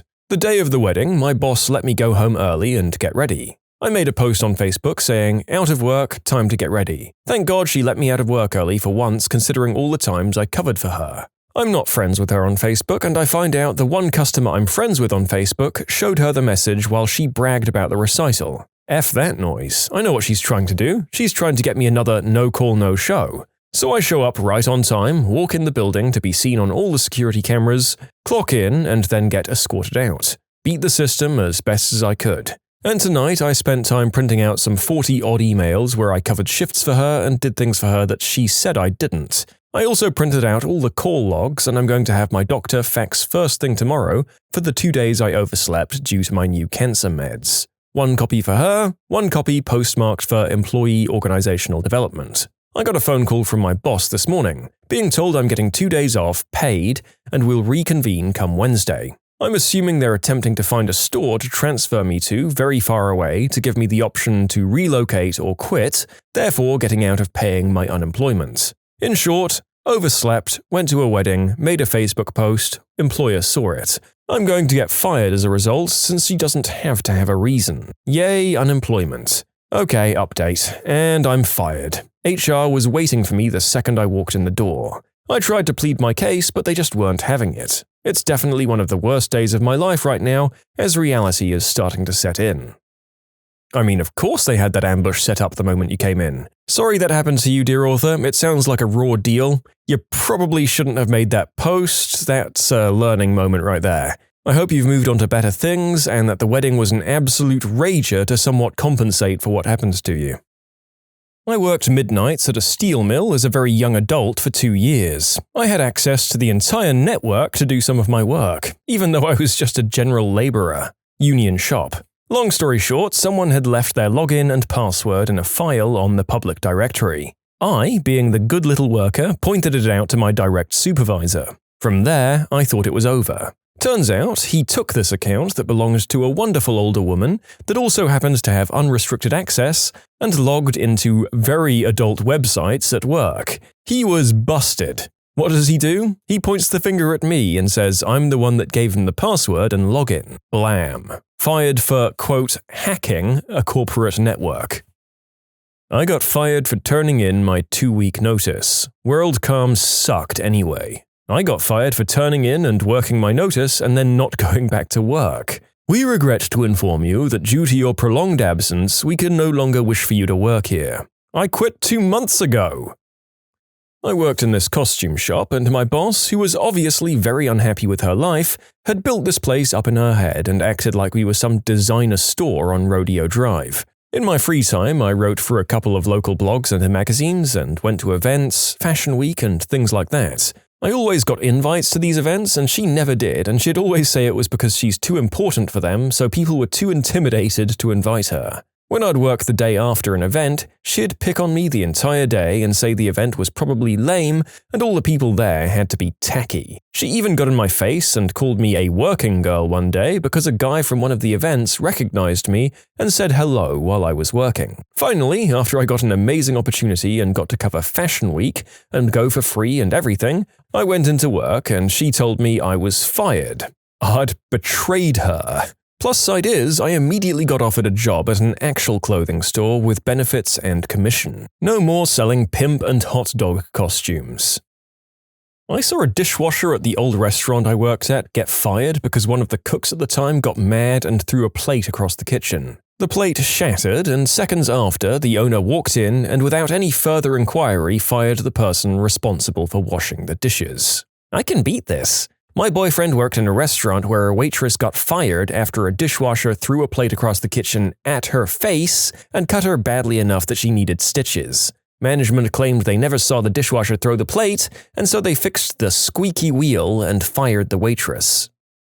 I was scheduled to work on a Friday and got diagnosed with mono on a Monday. I don't know if you've ever had mono, but it knocks you on your butt pretty hard. I showed my employer my note on Monday and was promptly picked up by my mother and brought home to get taken care of properly. I got a text from my boss on Friday saying that I needed to come in or I was fired. When I reminded him I had mono, he said that my job was to sit at a desk and take to-go orders. I also check to-go orders, which means I have direct contact with people's food. Dumbest crap ever.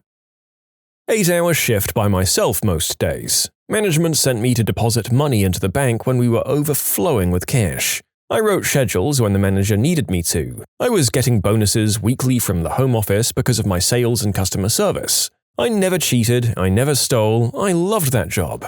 I envisioned myself working there until after I graduated college. Sure, I wasn't being paid crap, but they were flexible with my school hours, and that's all I really wanted at the time.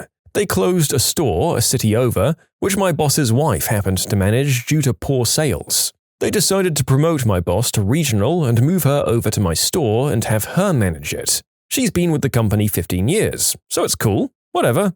I've met her a couple of times. Within a day of her being there, she starts telling me everything I'm doing is wrong. Within 2 days, I'm being written up for the first time ever in 4 years because I clocked in 5 minutes before my shift was supposed to start. My previous manager always had me clock in as soon as I came in so I could get to work on shipment and phone orders. Day 3 rolls around, the new manager has a girl from her former store come in and fill out an application and wants me to show her the ropes of how things work here. Day 4, the old boss, who's now regional manager, catches me before I walk in. Can't look me in the face at all during the conversation. Reason for termination? Poor sales. I guess I got it lucky. They fired me in November. They fired the assistant manager who'd been there 8 years right before Christmas. I felt worse for her. She had kids. But yeah, I don't hold a grudge or anything. I needed it for a dose of reality. Up until that point, I thought a loyal employee meant a loyal employer. Yep. I've been relatively lucky with bosses who at least had something resembling a sense of decency towards their employees, but this is far from an uncommon experience for people who make their work their life. The Michael Scotts of the world will throw the Dwights under the buses at the drop of a hat.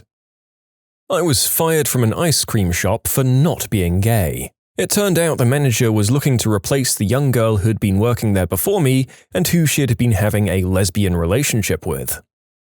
Apparently, my general manager lost out on his Christmas bonus because too much money had gone missing on his watch, so he was super angry. So he comes in one night, he wasn't working, and asks to see this tiny little 18-year-old kid who'd just been promoted like 2 weeks prior outside. I was 21 at the time, and the other manager was maybe 5'5" and 120 pounds soaking wet. About 20 minutes later, the GM comes back in, rubbing his knuckles, and looks me in the eye and says, "Hey Paul, I'm going to need you to clean up some blood." So in shock, I go outside, and sure enough, there's blood all over the back smoking and garbage area. I start to clean it up while he stands and watches me while telling the sap story of his life and money woes and how much this kid deserved it. He then goes home, and the rest of the staff and I are just kind of standing there shocked that this just happened. About an hour later, the 18-year-old manager comes back and his face is barely recognizable. I told him to go to the hospital, but he refused for whatever reason, and he said he called the cops and asked me to back up his story, which I told him I would.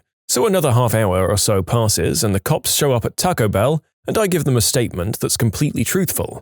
Chatted with the cops for a while, give them some free tacos, and then head home for the night. Next day, I come into work and the GM asks to see me outside. Now, I'm 6 foot tall and 275 pounds and grew up in a rougher neighborhood, so I'm not some easy target, and at that point I was almost eager for him to hit me so I can teach him a lesson. He got in my face and it seemed like he was weighing up his options, but he decided against it and just asked me if I talked to the cops, to which I replied yes, and I'm surprised he hadn't been arrested already. He then says, "Finish out your shift and don't bother coming back. You're fired." So I said, "Oh hell no. If you're going to fire me, you have to have the stones to do it in front of everyone." So I walk back inside, ask all of the staff that were there to gather around, and that the GM has something he'd like to say. So put on the spot, he fires me then and there, and I go home to call the labor board to see how badly I can sue their butts for wrongful termination. Turns out I can't. I hadn't worked there long enough and didn't make enough money, which really ticked me off. I hated that job anyway, and I got another one pretty quickly, so it wasn't a huge deal, but it still blows my mind, and people rarely believe me when I tell the story. In short, I was fired from Taco Bell where I was manager because my general manager beat the crap out of one of the others for stealing from the register. You can submit your own stories to be featured here on the channel. The story submission link is in the description below, and if you want to listen to some vibey music in the background, check out easymode, also linked below, and subscribe.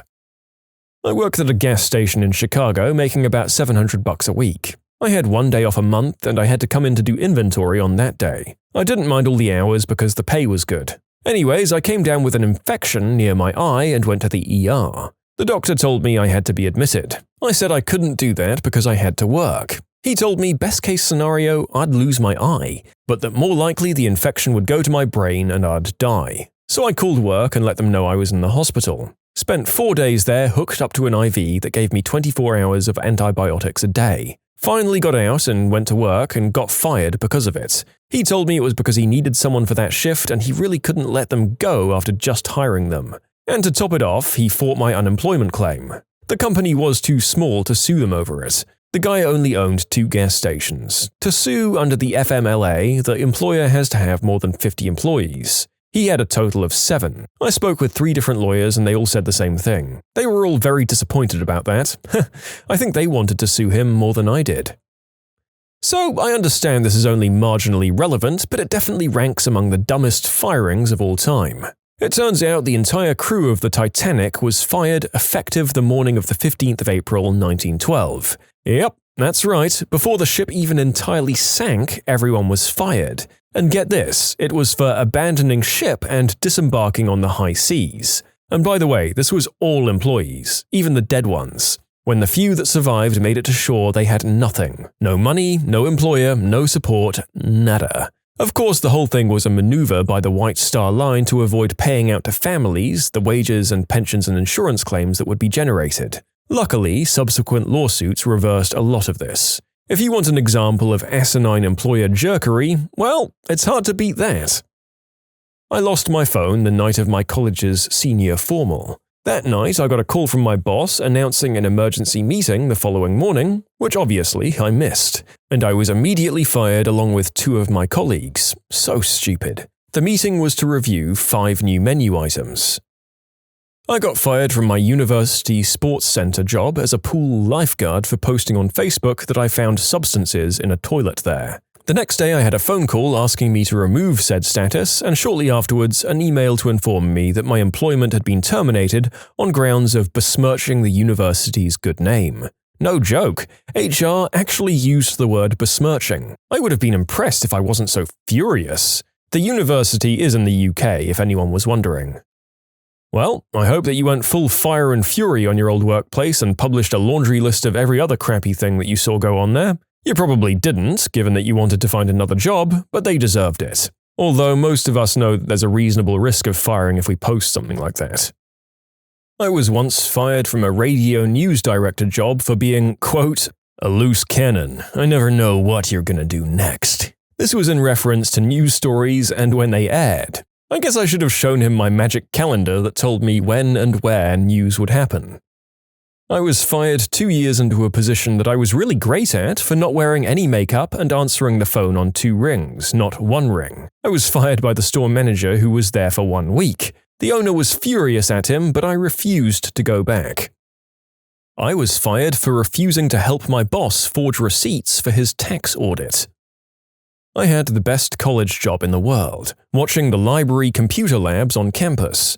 I had about 4 shifts of varying length every week, and I'd always show up on time. Very, very rarely had someone cover, and I would pick up a shift every other week or so. There was rather a large automated system, so my boss knew I was among the more reliable lab attendants, which he even admitted after firing me. Anyway, there is 1 meeting before the start of each semester, and if you didn't show up for the meeting, you're fired. End of story. There was nothing important at the meeting. If you sent an email letting him know you weren't back in school yet, he wouldn't fire you. When you consider the meeting would last about 15 minutes and there was really nothing to cover, it's all very arbitrary. He just had to fire a few people a year to make his job look important. I sent an email saying I wouldn't be on campus yet, but he didn't receive it. He sent me an email at the start of semester letting me know I was fired, which is kind of like breaking up with someone via Twitter.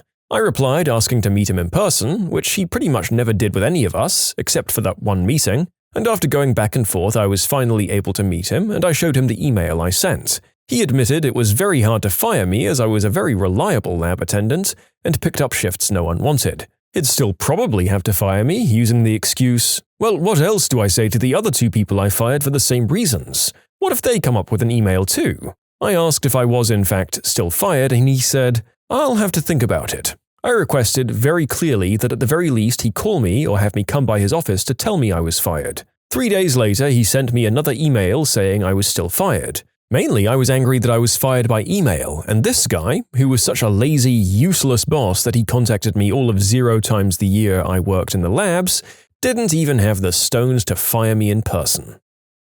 I was subbing for an 8th grade history teacher once. He had about 4 periods of the same course, and all I needed to do was play a PowerPoint, which included a video, and read the slides aloud to the students. Prior to the last class of the day, one of the students messed around with the computer, and the PowerPoint was no longer usable, or I couldn't find it. I don't remember, I just know I was crap out of luck at that point. Luckily, the teacher had printed out the PowerPoint slides for me, and I'd remembered almost everything that was on the video. I'm also a good teacher, and I'm pretty good with improv. I started delivering the information from memory and was pretty entertaining, but I got a bit carried away with myself when I said, and then the king said, let's get those French bastards, and war began, or something to that effect. The important thing is that I swore. The next day, the principal called me into his office and said some students reported me for saying the B word. I knew I'd made a mistake, but I hadn't used the term directed at students, and never mind the fact that I improvised the lesson from memory and on the spot. Never mind the fact that the students were entertained and spent the whole of the lesson giving me their undivided attention and asking excellent follow-up questions, a sign of engaged learning. I was removed permanently as a sub for that school because of this one incident. I was and still am a very talented substitute, but I get into occasional trouble because students refuse to speak to me if they have an issue and instead choose to report me out of context to their principal. I truly hate my job because of the terrible imbalance of power both students and teachers hold over subs. I always feel like I'm about to lose my job, no matter if I'm a very active, great sub or if I'm a lazy, passive sub. There is no victory. My first aircraft maintenance job out of college. I was working for a guy running a small shop at a rural airport. He was quite a character. A real hardliner that had the highest expectations of me and the other employee and would get angry if we took too long, in his opinion, to do something. For example, we got an aeroplane in for our 100-hour inspection that was obviously long overdue and crap was completely neglected on the previous one. The spark plugs were so caked with lead that it took me an hour to clean them out. He got mad that it took longer than the typical half hour and wouldn't hear any of my excuses. He'd get mad at me for taking too long to cut open an air filter in spite of his shop being a complete mess and it taking me 10 minutes to find the filter cutter. Even he didn't know where it was. Despite these factors, he rarely did any work himself and set a bad example for us or downright messed it up. But he sat in the office allowing me, a completely green apprentice, and his other employee, a fourth-year apprentice, to work unsupervised, and would take hour-long coffee breaks. If the other employee or I would get up to head back to work before he was done with his coffee, he'd tell us to sit and relax. Anyway, when my 3-month probationary period was ending, he called me into his office and started grilling me about random aircraft knowledge. Again, since I was fresh out of school and that was my first job, I had very little practical knowledge,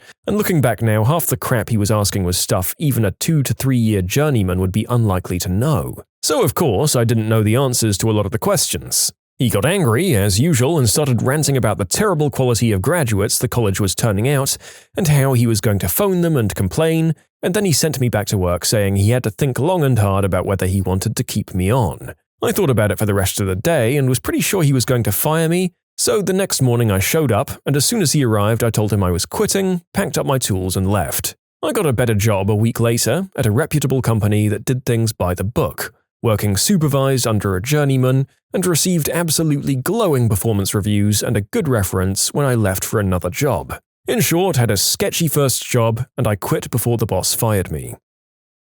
What happened when you ignored the "don't try this at home" warning? When I was about 10, I folded myself into the sleeper sofa with the help of my cousin. Here's why this is an incredibly bad idea. You can't breathe. You can't move. You can shout for help, but your cries for it will travel at the best 5 feet because your mouth is smothered by a mattress. The spring mechanism, in combination with your weight, will make it nearly impossible for someone to pull the mattress back out unless they're very strong or you're very light. My cousin had to run upstairs to get a grown-up to flip the sofa on its side so I could roll out. If I did this stunt while I was by myself, I probably would have suffocated very quickly. Do you remember lawn darts? My group of friends made our own rules. 2 teams, one in the front yard, one in the back. 1 member of each team on the side lawn from where you could see both teams at the same time.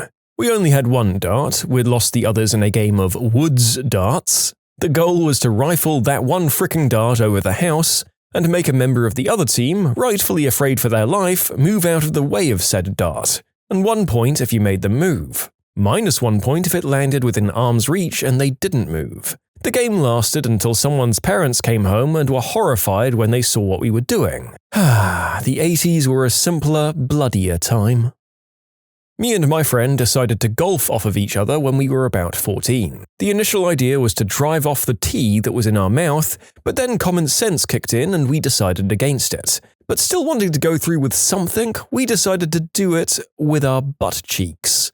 Ugh. I went first as the hitter, and it went way better than I expected. I lined that crap up and drove it as far as I could, while still caring for my friend's buttocks' safety. Not a scratch on him, so I was ready to be hit off. I laid down on my stomach and put the tee in place, and my friend lined his shot up and goes all in for his swing. He follows through and puts the driver right into my butt cheeks, and at that moment it felt like everything I once knew was wrong, and my butt was freaking hurting like heck, but that's besides the point. Listen to the advisory, kids.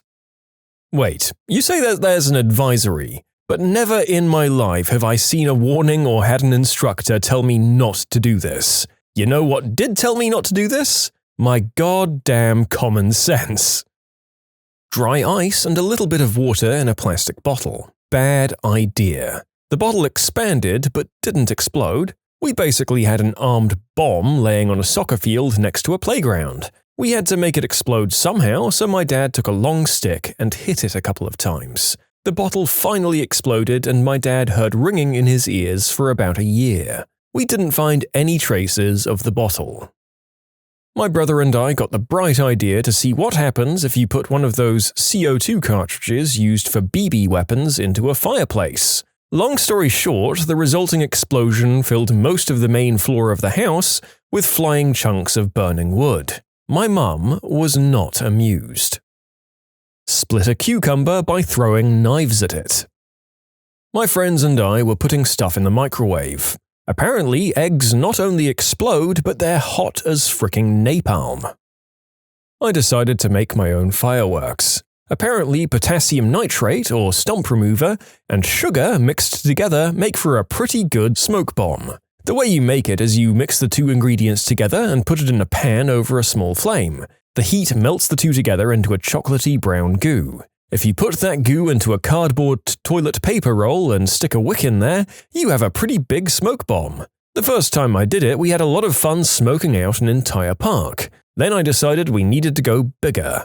This is America after all. So I doubled the ingredients and started cooking it on my stove. Stupid me forgot that the video said medium to low heat and I had the burner on high. Halfway through cooking it, the heat caught the mixture on fire and started going crazy. I got my brother out of the house and dumped water on the mixture. For the next 2 hours, you couldn't go into my house because the smoke was so thick you couldn't see more than 2 feet in front of you. My parents were furious at first because the ceiling was burned, the countertops charred, and the floor was even melted a bit. Then once they got the insurance money, their attitude changed completely. The insurance covered the ceiling, all of our cabinets, and a couple of the countertops that were burned. The stove was melted and even the dishwasher caught some damage. We're very thrifty and the do-it-yourself kind of people. We bought all of our appliances second-hand, even the cabinets. And with the money we saved, we bought the raw material for the marble countertops and put it in ourselves. We also tiled the floor ourselves. We still had some money left over, so we bought a nice granite table at the flea market. People don't realize what you can accomplish by learning to do things on your own and going to flea markets and Craigslist. So we now have a brand new kitchen that's way nicer than our last one. In short, made bootleg fireworks, destroyed my kitchen, and now we eat off marble and granite. I had the great idea to fire some fireworks inside my house. You can try it at home, but I wouldn't recommend it. It was fun though. I was told not to try making small firecrackers at home. I still have all 9 of my fingers and I had fun too. Probably every wrestling move on my brothers in 2000 and 2001. Sometimes it went wrong and hurting them, like powerbombing them on the wooden edge of the bed. My brother and I made thermite in high school and melted a GameCube, among other things, with it. I feel like Adam Savage and Jamie Heineman told us not to try that at home at least once. My friends and I recently used our pool skimmer to have a pole vaulting tournament as seen on a nationwide commercial. The fact that the idea came from an insurance commercial should have been enough to deter us. We ended up vaulting all the way to the far end of the pool and I smashed my feet into the wall. Besides 2 sprained ankles, everyone else was fine. The pool skimmer worked really well as a vaulting pole. When I was about 10, I jumped off my 15-foot deck with an umbrella. Yeah, don't try that. I tried to rebuild the paper crossbow from Mythbusters along with many other things from that show. Royal Rumble in the back garden. 4-on-4. I fly-kicked my cousin into the wall, cracked his head open, goes to the hospital and gets stitches. A few years later, he tried pushing me into the pool. I pulled him in with me and his chin caught the edge. More stitches. We don't talk much these days.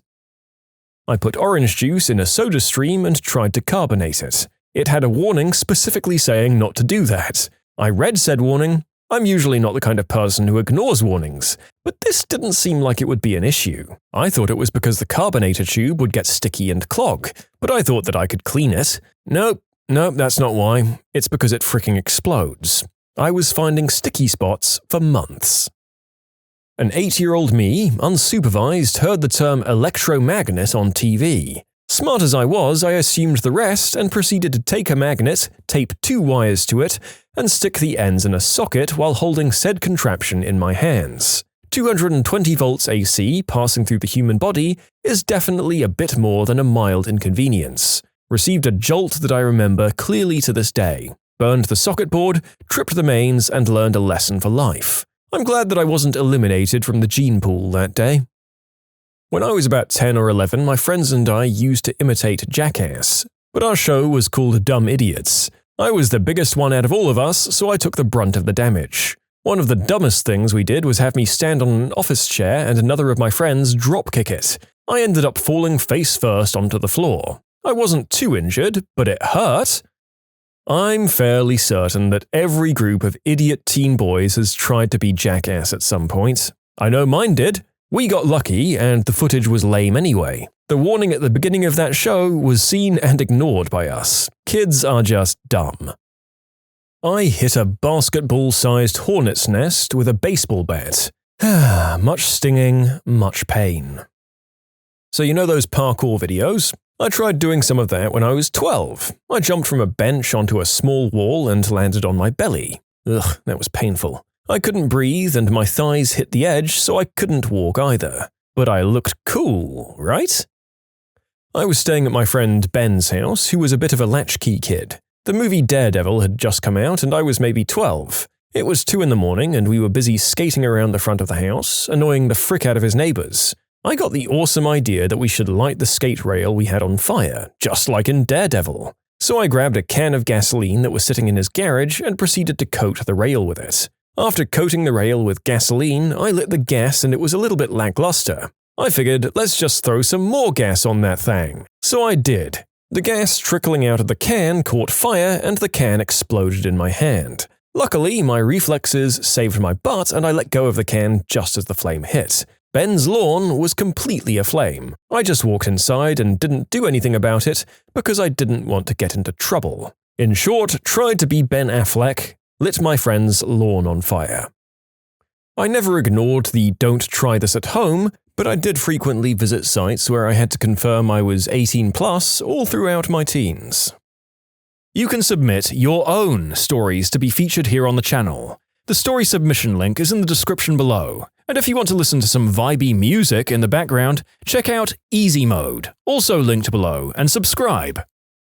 I cringe whenever I remember this. When I was 12 or 13, the movie Jackass was really popular with my friends, and we'd watch it almost daily. We thought they were so cool and funny for doing stupid stuff for the sake of a laugh. Well, we had tried to recreate some of the stupid gigs they performed. One day, while my mum took my friends and me to the grocery store, my friends convinced me to pull a prank on some poor guy shopping. I grabbed a huge pack of toilet paper, walked right up behind this dude and threw the TP at his back. He turned around and screamed at me, a little nerdy 12-year-old girl in glasses, and walked away. I've never been more mortified, and since then, from that day on, I decided Jackass was really, really dumb and immature.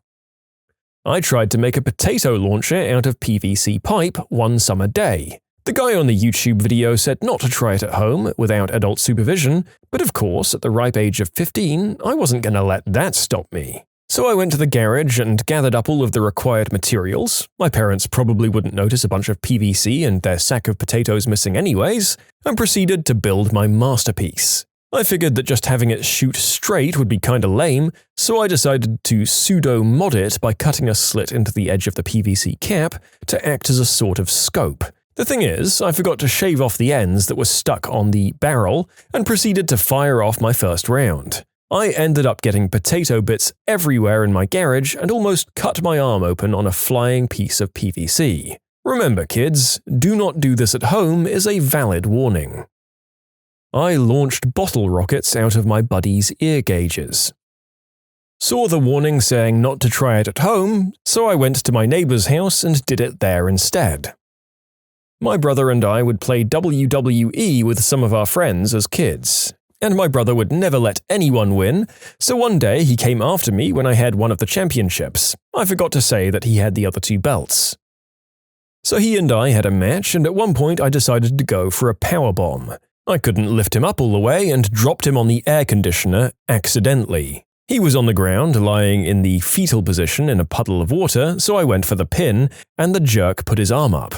I remember the kids that were doing commentary screaming out of shock. I waited for him to get up and went for a super kick, and I missed, and he pushed me into the bottom left corner of the window, and that piece broke and I got a cut on my forehead. I wanted to cry so bad, but he tackled me into the wall, put me on the bed, and did a rock bottom from the bed onto the floor. He pushed me off the goddamn bed. He pinned me and won my damn cardboard belt. He held all titles in our little wrestling group at the time, and I still hate him for it.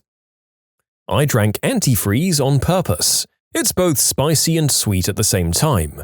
Not in a Chinese food kind of way, in a chemical reaction on your tongue kind of way. It's delicious, and if you taste it, you'll understand why animals and children will drink it. Not recommended, you know, because of the horrible poisoning effect.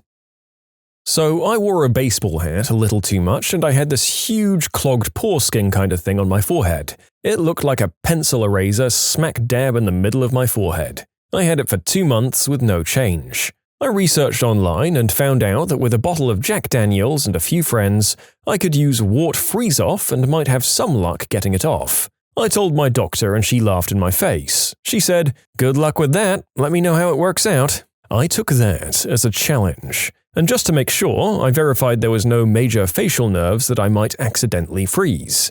In the end, it did work better than I thought. I essentially killed all of the cell tissue and it fell off and healed up fine. 10 out of 10 would do it again. To be honest, the narrator was absolutely holding out for one of these that actually went perfectly fine. You should still listen to warnings and consult professionals, audience. But yeah, every once in a while, one of us idiots who tries something dumb will walk away unscathed. I sabered a bottle of champagne and it was pretty epic. I was around 3 or 4 and my sister was about 2, and after watching Barbie Swan Lake before bed, we decided to imitate the scene where Odette jumps the waterfall in the bedroom we shared. Me being the eldest, naturally I went first, jumping from our windowsill onto our bedroom floor. I landed it and felt like a boss, and then came my baby sister's turn. She broke her leg trying to copy me. Needless to say, she can't remember much, although myself and my parents have fond memories of her running around the garden with a neon pink cast. She now claims she got her revenge by pushing me off my scooter when I was 8 and she was 6, and I broke both bones in my arm that time. Unfortunately, I can remember that a lot more and spent a holiday abroad in a bright orange cast. I arrived at a party maybe 15 minutes after they put on Beer Fest in the background. This was right after that came out on DVD. I said I'll try to drink with them. People told me, "Don't do that, they literally had a warning saying not to do exactly that." Punched a hole in the wall, woke up my mother from spewing so loud and crapping my pants. Not sure if there's ever been a "don't try this at home" warning for this particular thing, but it certainly qualifies as something stupid. Now, to set the scene, a bunch of mates and I go camping every year. It's a pretty awesome weekend and we get up to all sorts of stuff. Well, this year, in our drunken wisdom, we decided to shake the hell out of a can of beer, bury it, and then build the fire pit on top.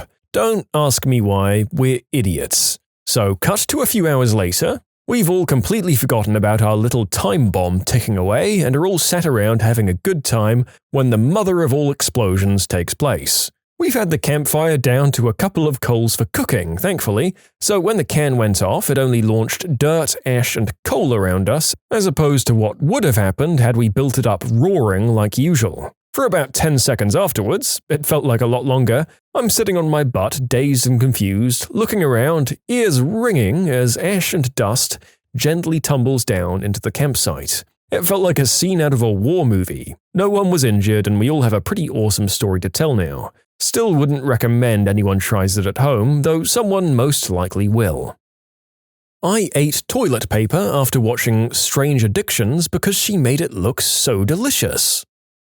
My friend had access to dry ice our sophomore year of college from his research gig. We filled water bottles with dry ice and some water and capped them, throwing them and watching them blow up in mounds of Buffalo, New York snow. One of them didn't detonate per se, so I decided to defuse it, instead of detonating as some stranger walks by, and it went off in my hand. Miraculously, nothing more than a few scrapes on my hand and 30 minutes of being deaf in my right ear.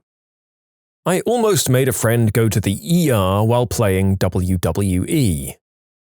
When I was around 11, I started asking my parents and all the other adults I knew if I could have their old electronics to disassemble for fun. All of them thought this was the typical kid disassembles and then reassembles a printer kind of thing that my dad had already done with me several times. Nope. I had blueprints. Very poorly drawn because I was 11. They were for a number of devices I wanted to build. I'd read up on Wikipedia and my dad's old EE textbooks to figure out what materials I needed to build a cutting laser, a microwave flamethrower, an arc welder, and a few other things I've forgotten over the years. As the broken electronics filtered in, computers from the early 90s, defunct DVD players, among others, I slowly acquired all the parts I needed. My mother figured out what I was up to and stopped me shortly before I was about to extract the capacitor from the broken microwave. She was afraid of how much charge the capacitor would store, and it turned out, given my poor grounding safety practices, I likely would have fried myself. Turns out my dad's old textbooks hadn't explained the potential health ramifications for electricity, and for all the math I could do, I was still an idiot.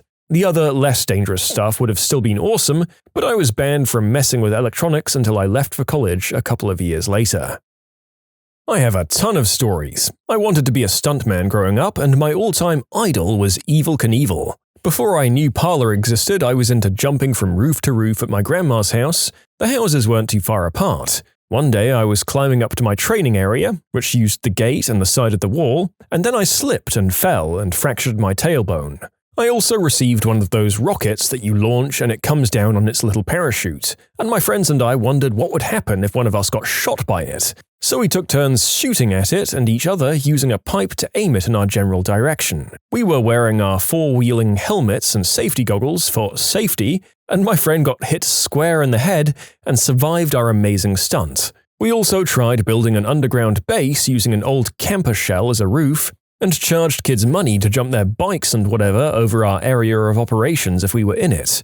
I think that was the stupidest thing we really did. Some kid took his dad's four-wheeler and tried to jump over us while we were laying down in it, and it almost crushed us. We were about 9 to 12 years old, and the neighborhood kids would make us feel like rock stars when we rolled on by in our Huffies. Anything they did on gladiators, or at least the best approximation a bunch of 8-year-old kids can construct between themselves.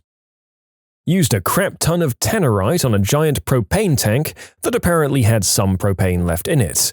I have roughly 40% hearing in my left ear and 60% in my right, and degrading because of this. My idiot cousin shot it before I was in the trench and had my hearing protection on. I got thrown into the hole and couldn't hear for days because of the shockwave. His brother got thrown into the hole and was in a medically induced coma for a few days to try to stop brain damage. He's okay, but not 100% anymore. My idiot cousin lost several teeth when I knocked him out a week later in retaliation. He then lost some more when his brother beat the crap out of him too. What's the creepiest thing you've experienced out of nowhere? I was walking down the street when I saw a rusty nail in the road. I picked it up and threw it into an empty house's yard. That's not helpful, I know, but after I threw the nail, a man came out of what I thought was an empty house and shouted at me. I freaked out, thinking it was about the nail, and I kept walking towards my house. The guy didn't sound mad, but I couldn't make out what he was saying. He started following me onto the street and gesturing for me to come over, but my gut told me to keep on walking. I got home and see from my house the empty house is now surrounded by cops. At this point, I still think it's about the nail. After a while, it gets worse and men in full gear show up. I found out later that the house was indeed empty, the men inside were known criminals, and I very much almost ended up a hostage. I dodged the frick out of that bullet.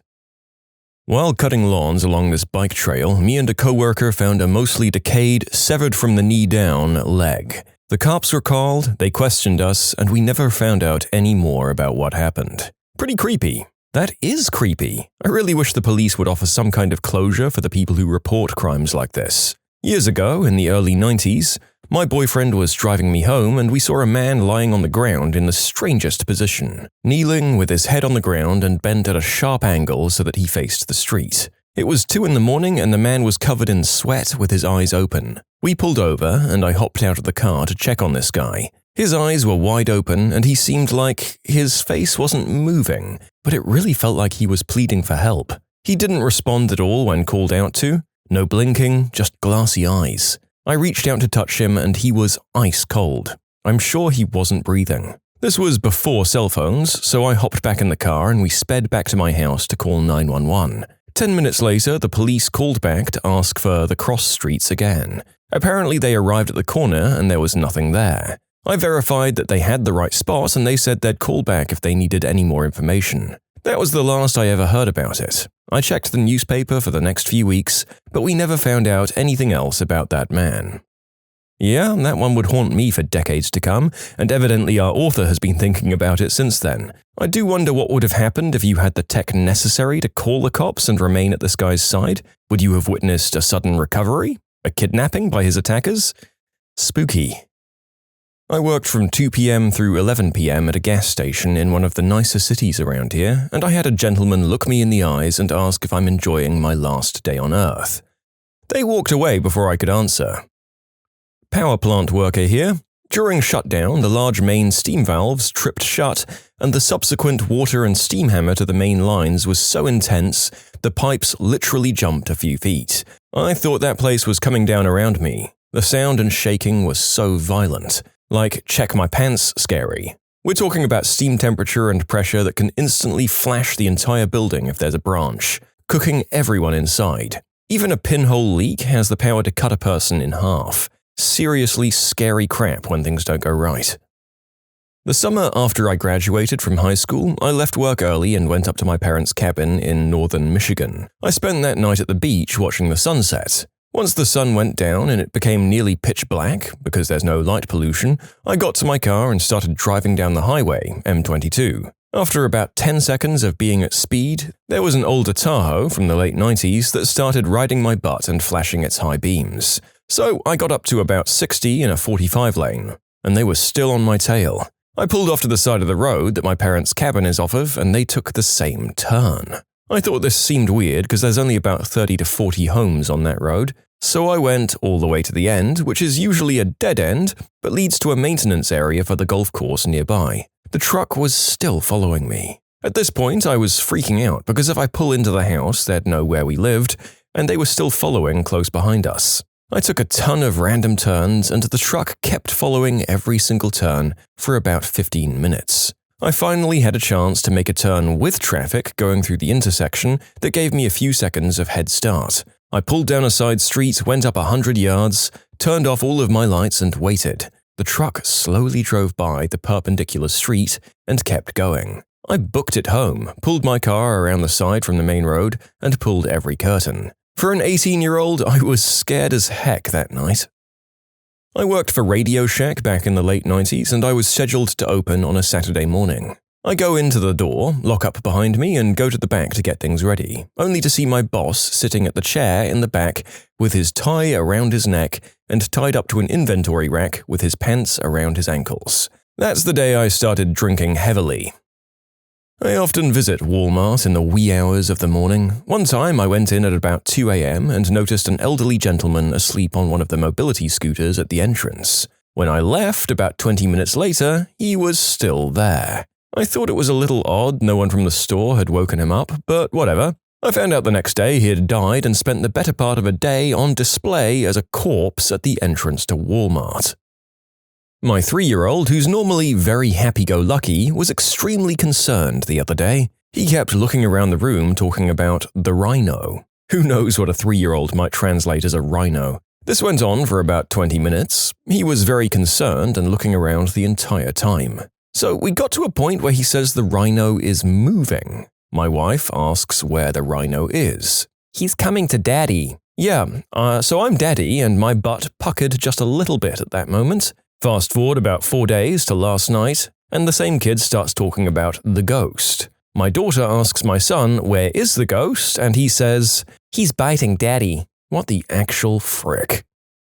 I was ambling down an old country highway in northwest Georgia on my motorcycle, a 750 Vulcan, when I spotted an ambulance coming the opposite way. I pulled over, and a pickup truck pulled over behind me. In my rearview mirror, I see the passenger get out with a baseball bat and start hustling my way. I didn't even look, I just dropped it into gear and hauled butt. What followed was the most harrowing experience I've had in my life as this pickup truck proceeds to chase me all over the place for about 20 minutes. I'm unfamiliar with the area and my bike wasn't meant for going fast around turns, so I've got no room for error and it's all I can do to stay in front of these guys. I'm blowing through 4-way intersections in a bid to get some distance and come up with a plan, but they're all hellbent on catching me. I finally managed to get pointed towards the highway and into the cover of other cars, but then traffic stops on a bridge. The truck is 3 cars behind me, and I'm thinking if I can just get out to the highway, I'm probably home free because my Vulcan can go fairly fast in a straight line. In my mirrors, I see that the passenger is snaking through the cars on the bridge, so I lane split, which is illegal in Georgia, and make the on-ramp. I hammer down, and I'm gone, baby. Gone. Never went back to that town. As far as I know, this was an unprovoked attack of the hillbilly variety, because prior to the ambulance, I hadn't even seen another vehicle. I don't ride particularly fast, and I don't believe in loud pipes. I got lucky as heck seeing him come up behind me like that. I wonder if he wanted your bike or what the goal was there. I mean, was he just going to go into a protracted beatdown with the possibility of other cars coming by? Honestly, you were probably praying to be pulled over by a cop during that entire chase. Our old house was on a corner, and in lieu of a backyard, it had a side yard with a small deck that was wrapped around the back. The dining room had patio doors that led out to the back, and we'd have barbecues and such back there. When I was about 14, we only had one desktop computer and one laptop for the family. My brother and I would fight over the desktop, that's where Diablo 2 was installed, so I'd use the laptop to write music. On one particular night, my brother had a friend over, and they were downstairs doing whatever, and I was at the dining room table on the laptop. As I was wrapping up in my writing, I didn't pay much attention to my surroundings. I heard a knock on the patio door, which startled me. I looked up, expecting my brother or his friend. The basement had a door that led to the back deck, so I thought maybe they were coming in. Standing at the door and waving was a person of indeterminate gender or age wearing a Halloween pig mask. Thinking it was my brother or his friend, I mouthed, "Good one," and gave the person the finger, and they walked away. As soon as they left, I went downstairs to give them crap, and to my surprise and dismay, they were both sitting on the couch playing PlayStation. They swore up and down it wasn't either one of them, and I knew there was no way one of them would have had time to get downstairs and unmask before getting on the couch. To this day, I have no idea who it was that knocked and waved. In short, a creepy mother effer in a mask knocked on my patio door and waved. It wasn't anyone I knew. I cocktail waited on a day shift at a small casino in Idaho for about 6 months during a bad time in my life. So basically everything sucked there, but especially this one guy, not very old either I'd guess, in his mid to late 50s, who had a stroke at a nickel slot machine. He crapped himself but then dragged himself back to keep playing while EMS was on the way. I was out to lunch in Midtown Atlanta with some co-workers. We sat out on the patio. There are some high-rise condos right across the street. Some guy jumped from his 40th floor balcony and splattered all over the roof of someone's Jetta. Everything went everywhere. The noise was pretty memorable as well. We noped out of there before ordering. It was a very silent ride back to work. One of my co-workers said he won't sit out on patios anymore while eating. You can submit your own stories to be featured here on the channel. The story submission link is in the description below. And if you want to listen to some vibey music in the background, check out easymode, also linked below, and subscribe. I was working in an office pretty late. I'm 100% sure I was the only one there. The AC system shuts down at like 7 p.m., and until it does, you won't notice how much noise it's actually making. The office then got extremely quiet, which is unsettling to begin with, and I had my office door closed. About 30 minutes later, I hear the muted voice of a little girl with a heavy British accent saying, "Mummy, I think he's in this one." Note that I live in the American South, so there's no good reason for a British child to be there. I almost crapped my pants as the door cracked open ever so slightly until a real live little girl popped her head in and says, "Oh, no, sorry, wrong one." It turns out her American stepfather was still in the building. 18 years old and first time ever operating a dozer with an open air cab and roll cage. I was clearing trees out of a waterway on a farm. All of a sudden, I'm knocked out. I come to and blood is running down my face into my lap. Dozer is pushing up against a tree, just spinning its tracks. My head and neck hurt. I thought I'd been shot or something. No idea. There's nobody around me. I wasn't told how to shut off the dozer as it was an older 6C. You don't just turn the key off. I called my dad and he runs over and pulls the idle bar all the way down and it shuts off. We're both clueless as to what happens when he sees a branch behind my head that must have driven through the window and pushed it pretty far, and it snapped back into the cab and hit me in the forehead. Never saw it or anything. I once found the corpse of a coworker. The guy just didn't come into work one day. He didn't call, he was very reliable, lived alone, and didn't have many friends outside of work. So I went over to his place and convinced his landlady to let me in. I found a body in his armchair in front of the TV. Heart attack. He had been dead for about 12 hours at that point. 25 years later, and I still remember the grimace of pain permanently etched on his dead face like it was yesterday.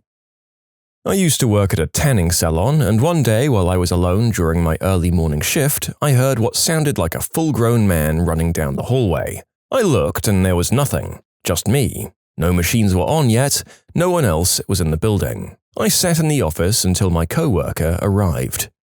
You know what, for all the awful and disfiguring things that can happen in a tanning salon, not least that awful scene in one of the Final Destination movies, I'm happy enough that this was all that happened to you. I once worked as a live-in staff member in a college dorm. During the summer, we housed the few summer school students who remained on campus, nearly 30 of them. It may be significant to point out these students tended towards the highly academically motivated, oftentimes high-stress students, even if they were quiet. One warm day in late June, my office received a call from a concerned sibling that she and her family were unable to reach her brother who lived by himself in a room on the summer school floor. This wasn't unusual, as our office frequently dealt with students avoiding their kith and kin due to frayed nerves or general social awkwardness. Our normal protocol to check in on a student is to try and reach them by our emergency contact information. Failing that, go check their room to verify they're living in the building and perhaps available then and there, and then have them call their family to verify that we followed up on the original request. Also, we're to only enter a room with another staff member present to ensure personal safety of staff and students. I failed to reach the student on his room and mobile phone and was working short-staffed, so since I was on my own, I decided to pop up to his room and check on him. I arrived at his floor at about 2 in the afternoon, and the floor seemed deserted as I'd expected. I found his room number and immediately noticed the sound of a movie playing on a TV or computer from behind the door. I knocked 3 times and announced that I was a staff member checking on his health and safety. No answer. I didn't think this was that remarkable. College students are notorious for leaving electronics running while not in the room. I checked the floor showers and bathrooms and found them deserted. I returned to his door and knocked 3 more times, waiting 20 seconds between each knock. No answer. This is when my instincts started to buzz. I worked in residence halls a number of years as a professional, and something about all the pieces of this puzzle just weren't adding up. Family concerned about his health and safety, electronics running, someone must have started them recently within the time frame of a movie runtime, summer school students and their idiosyncratic behavior. Something just wasn't right. I was by myself, so I probably let myself get more worked up than if I was with someone else. A deserted dorm floor, even at 2 in the afternoon, oftentimes evokes Kubrickian memories of the Overlook Hotel. I decided that for some sense of closure or sanity, I needed the immediate resolution of keying into the student's room, even though I was by myself and not technically supposed to do so. I knocked on the door 1 more time for good measure, again announced myself as the hall director, then keyed into the room and my spider sense went off even stronger. The room appeared relatively vacant. The student appeared to be living out of a suitcase, which is unusual for someone staying no less than 8 weeks for a summer school session. The bedding was tousled like someone had been sleeping in it, and all the lights in the room were on. As I'd suspected, there was an open laptop on his desk running on battery power, playing The Matrix, but no student. I began to start rationalizing to keep from feeling unsettled. Surely the student and I had crossed paths on my way to his room before. I'd never met him, so I wouldn't recognize him otherwise. And maybe he was just down in the lobby picking up delivery food or a late lunch. Sure, that's it. Then I turned to leave, planning on trying to reach the student later in the afternoon or that night. As I turned to leave, I noticed another odd piece of evidence: the accordion closet doors. These are generally removed in most rooms due to disuse, particularly single rooms like this. And they were still in his room, and they were closed. Odd. I couldn't remember the last time I saw someone actually use these cranky, dysfunctional doors. Then my intuition spiked higher than ever. Crap, crap, crap. I realized I was alone in a room with a potentially self-deleted student who may in fact have completed just that process. And I'm about to be that guy who discovers the body and then has a crap ton of paperwork and undesirable tasks, not the least of which would be calling the family back to break the news. I felt like I was talking to myself when my voice cracked as I spoke to the closed doors and it announced my name and title and that I'd be opening those accordion doors in 3 seconds. I fumbled with the latch on the doors and finally managed to get them disengaged, and as I slid the doors apart, I was unprepared. I didn't know what I really expected. Something hanging there, a bullet wound. I'll tell you what I didn't expect. A 7-foot, dark-skinned Indian man staring at me embarrassingly as though I'd found his secret hangout. We stared at each other for a good 15 seconds without blinking, breathing, or speaking. I finally realized what was going on, and my natural emotion was disbelief. All I could think of to say was, are you in here hiding from me? He looked at me and said, yeah. My heart was still racing. I turned to leave, and before I shut his door, I turned back to him and said, call your sister, she's worried about you, and frankly, I am too. In short, I met an Indian in the cupboard. Literally. Scared the crap out of me. You know what? I think I would have screamed no matter whether the person on the other side was alive or not. Honestly, the lead-up and suspense dictated I'd be screaming at the highest pitch I'm capable of. Glad the guy was okay.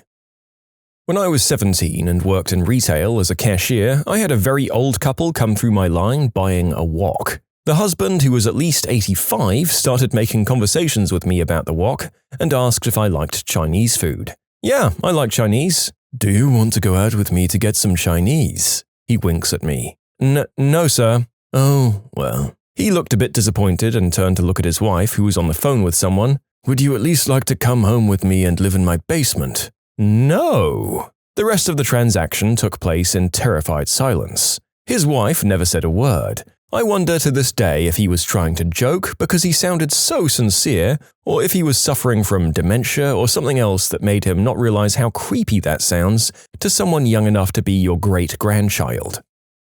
I'm a teacher of adult students, and one student of mine is kind of intense and creepy. Actually, she's based at another school, but specifically started attending classes at my school after meeting me. When I first started, she started giving me welcome presents as I was new to the country. Just simple things like food, postcards, and books, which was a nice idea but seemed a little excessive. She added me on social media and then got upset when I didn't reply to her constant messages.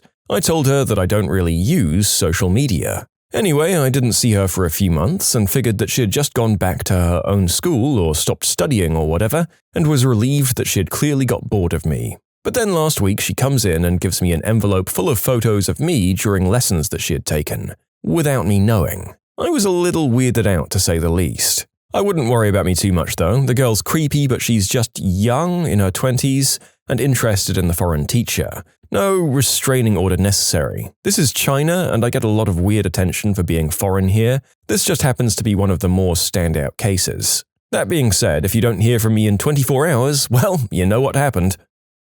Hearing music that isn't actually playing from the store speakers, it's quiet, but it's there. Given the crap I was dealing with at the time, I'm fine writing it off as hallucinations or delusion.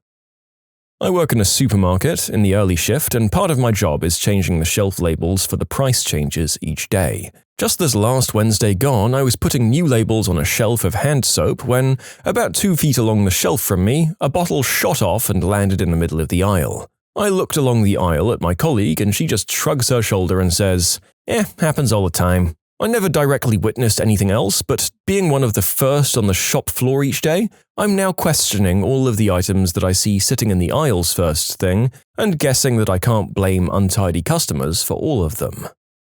What's life's biggest trap that people fall into? The sunk cost fallacy.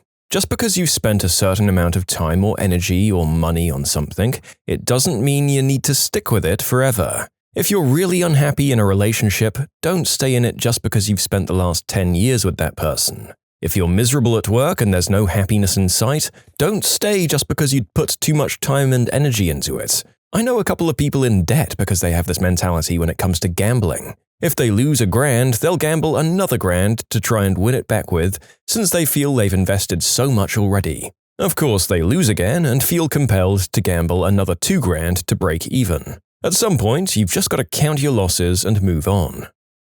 Getting married to the wrong person at the wrong age out of sheer fear of staying alone. I don't know that it's the biggest trap, but definitely procrastination is a massive one. A lot of people think it's funny or joke about being procrastinators, usually along with stories of a clutch, last-minute scramble that somehow worked. I'm one of those people. Even if those stories are fun, there's a less fun side to procrastination. It's when there are no deadlines, no due dates, but you tell yourself that you'll do it tomorrow every day. That you'll learn a language, talk to your parents, get a degree, whatever. Then one day, for whatever reason, it's too late and you just feel regret. Don't procrastinate. It'll catch up with you eventually.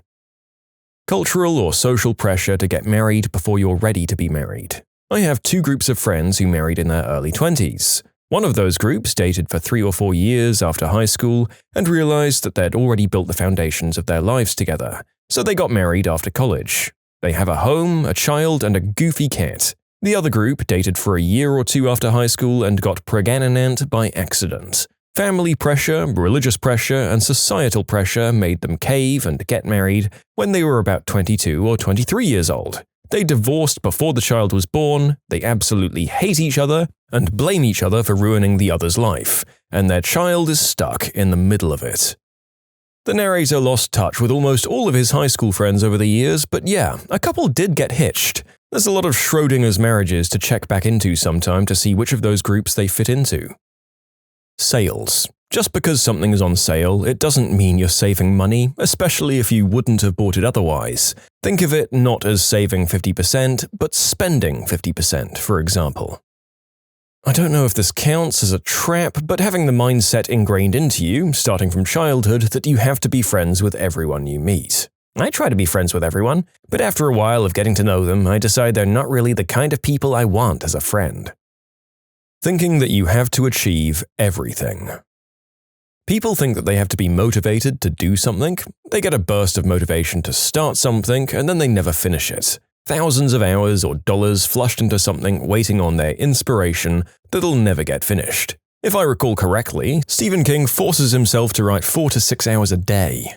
That always inspired me to tread through the hard parts. Anyone can start something.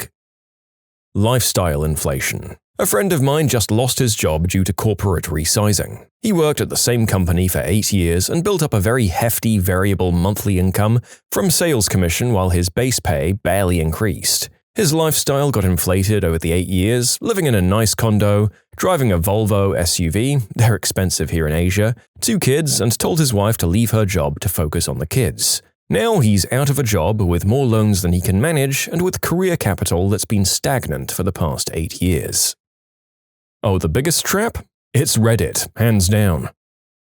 Failing to move beyond your past. I've seen this everywhere I go, and certainly in my extended family over the years. Basically, depending on who you are, but for many of us, life punches you in the mouth. Past issues and injustice like the shortcomings of one's parents, growing up poor, failed marriages, or even feeling like you failed your own children are examples of what can keep people completely stuck in their tracks if they can't let go of the pain. Many uncles and aunts who are substance addicts, poor, alone, among other things, all share the one thing: the inability to reconcile problems from their past, stemming mostly from fractured relationships with their parents and severe poverty sometimes. My cousins who have the same issues, 2 out of 3 were born with learning disabilities and never moved beyond the feeling that they were dumb and didn't belong in a classroom. Neither of them graduated high school. Many of us have been hurt, born into bad situations, whatever. One characteristic that makes some people more successful than others in this situation is the ability to let go of their pain.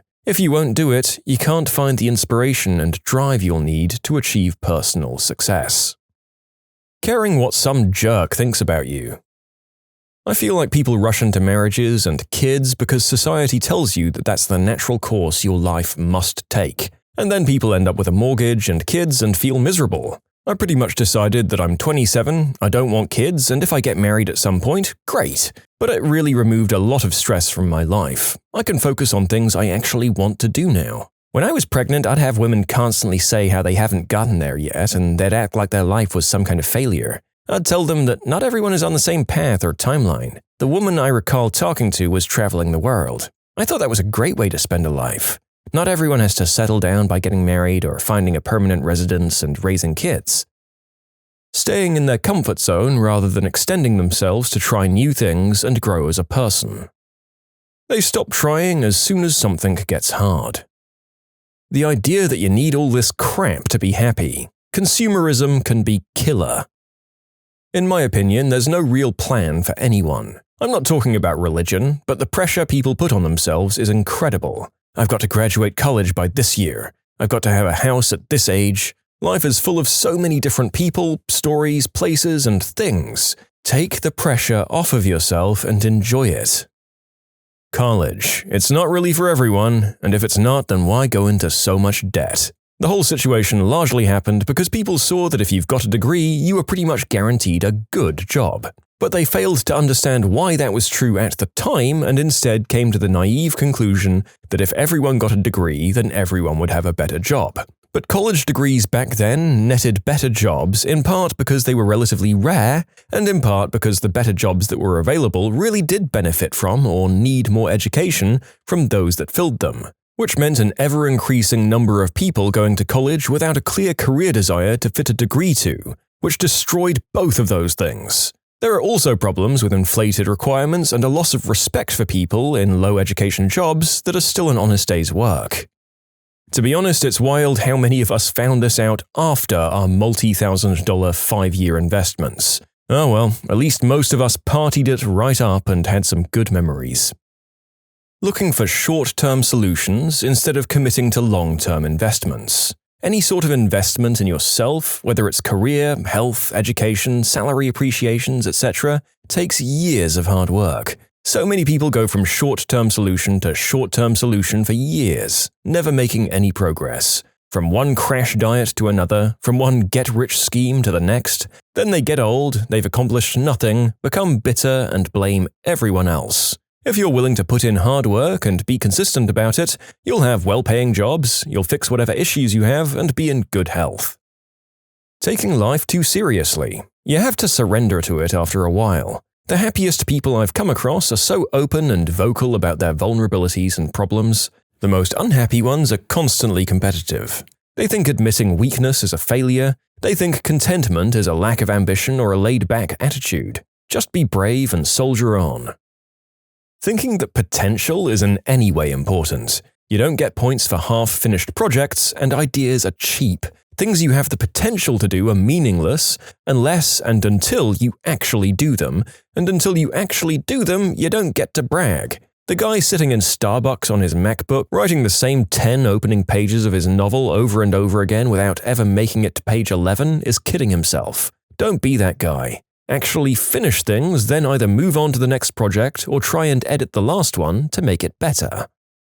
Complacency when it comes to money. You work hard for your wages, but how hard do they work for you? If it all goes to minimum payments and gas, you're never going to get anywhere. It can really suck to make it happen, but getting out of debt and actually building a savings account is such a good feeling. People make fun of my old car and my small apartment in one breath, and in the next, they're freaking out about what'll happen if they lose their job tomorrow. Meanwhile, my husband and I can put away enough for the future and fun things, help support our extended family, donate to charity, and still have enough to go out to a movie and dinner every week. We still don't have a ton in savings, but I make enough at my $2 above minimum wage job to support us if my husband loses his, on top of the 6 months' wages we have in savings. It's all because we ignored common sense advice about money. Agreed. I drive an old and kinda crappy car and I have a small one-bedroom, kinda far from things. My coworkers have nicer apartments and better cars, but then they insist I must be rich when I take long weekends in Reykjavik.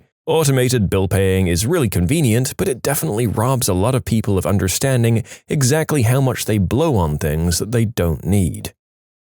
You can submit your own stories to be featured here on the channel. The story submission link is in the description below. And if you want to listen to some vibey music in the background, check out easymode, also linked below, and subscribe.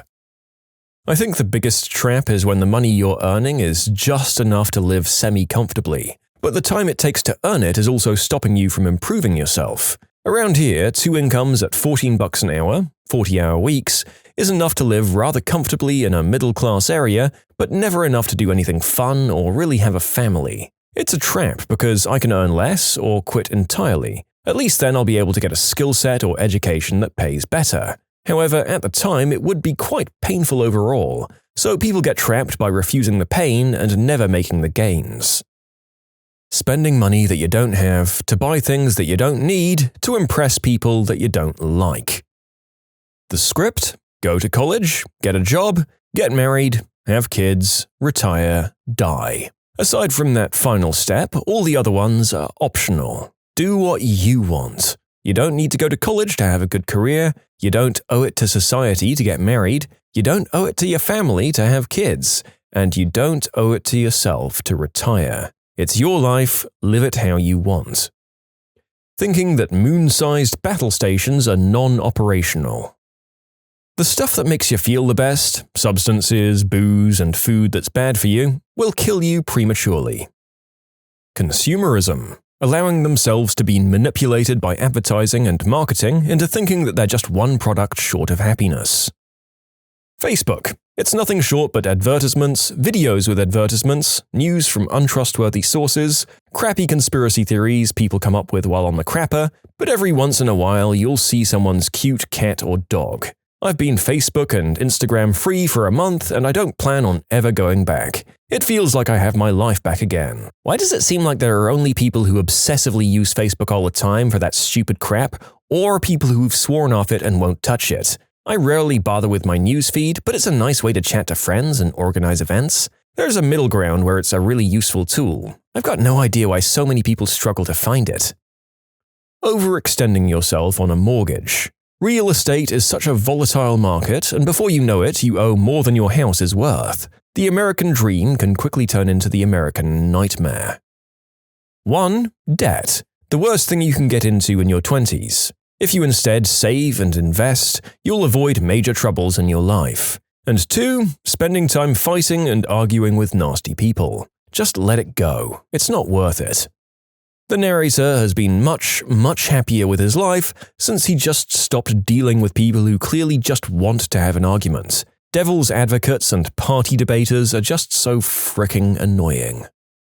Thinking, I have plenty of time left. In the worst case, you die tomorrow, no matter how old you are. It can be a car crash at 16, bursting aneurysm at 30, or getting shot at 55. Or the second equally scary alternative, you grow old and are then too old to do the stuff you told yourself you would do one day. Travel the world when you retire, catch a common illness like heart disease, and nope, there's 1,000 things you suddenly can't do. Oh come on, this is a bit extreme. Actually, the worst case scenario is that you die right now.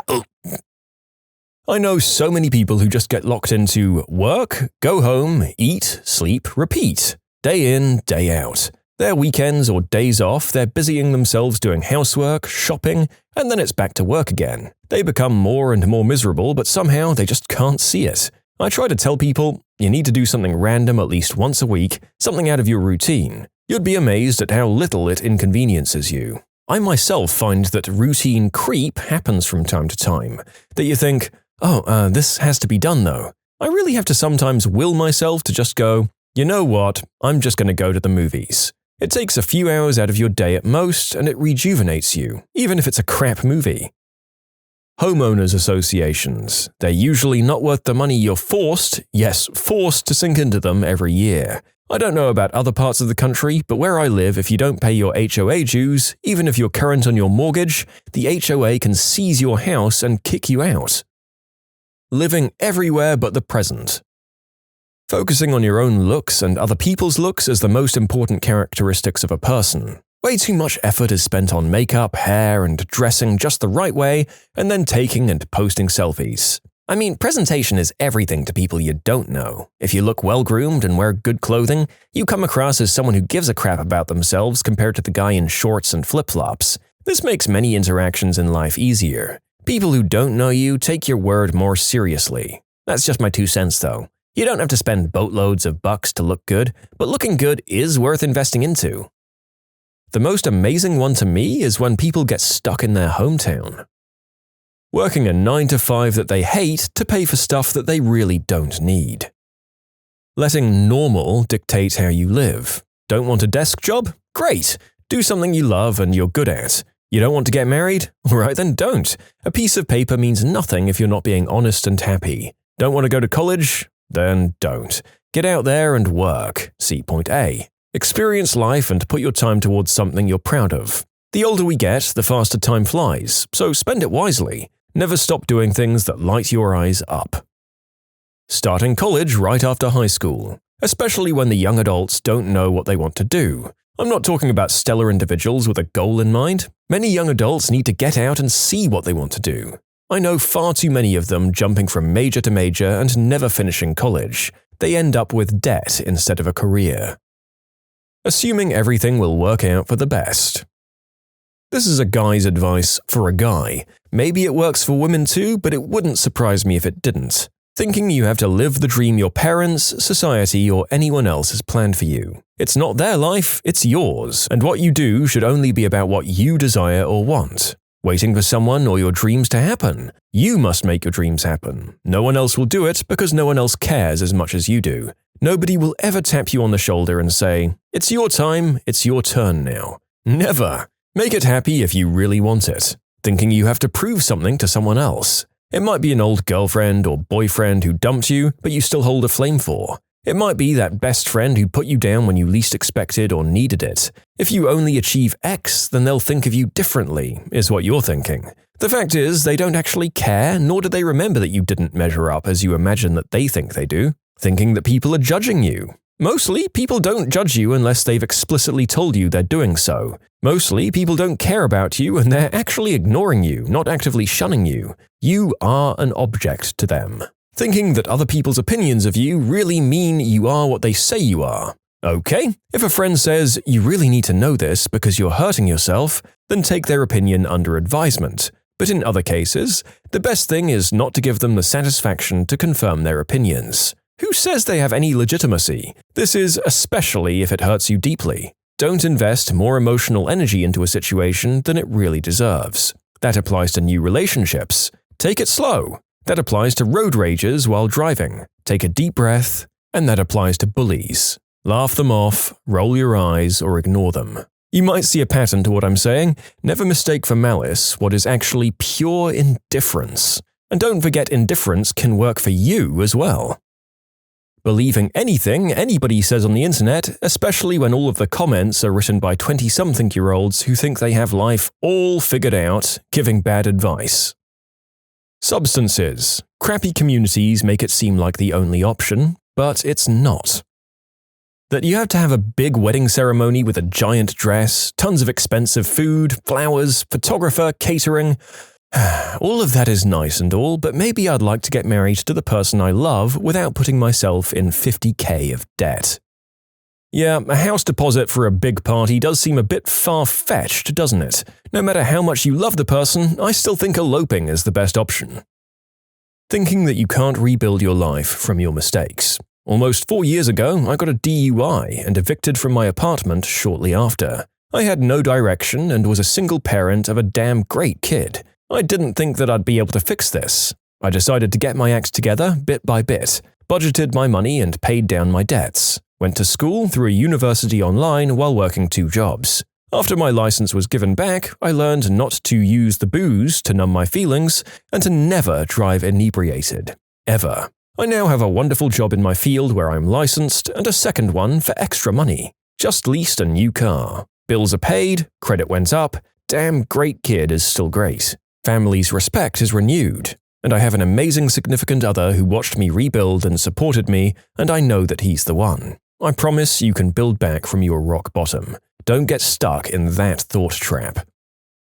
Personifying things like society, the economy, identity groups, it's a useful mental shortcut for getting a quick and very basic grasp of complicated things, but it leads to really stupid conclusions when people forget that the map is not the territory. It causes people to imply intentionality where there is none. It assumes an ability to coordinate mass action in unrealistic ways. It also causes people to assume groups are much more monolithic than they actually are. Not exercising or eating right. Easy to fall into, and it happens. Just don't do it for too long, like years. I stopped running and eating right 9 months ago, ruined my body, and now I'm chubby and gross. The biggest trap is not working on your brain. People live their whole lives saying to themselves, nothing's going to change, this is who I am. Mostly they do it out of laziness because changing for the better takes work. What did you do to get your boss fired?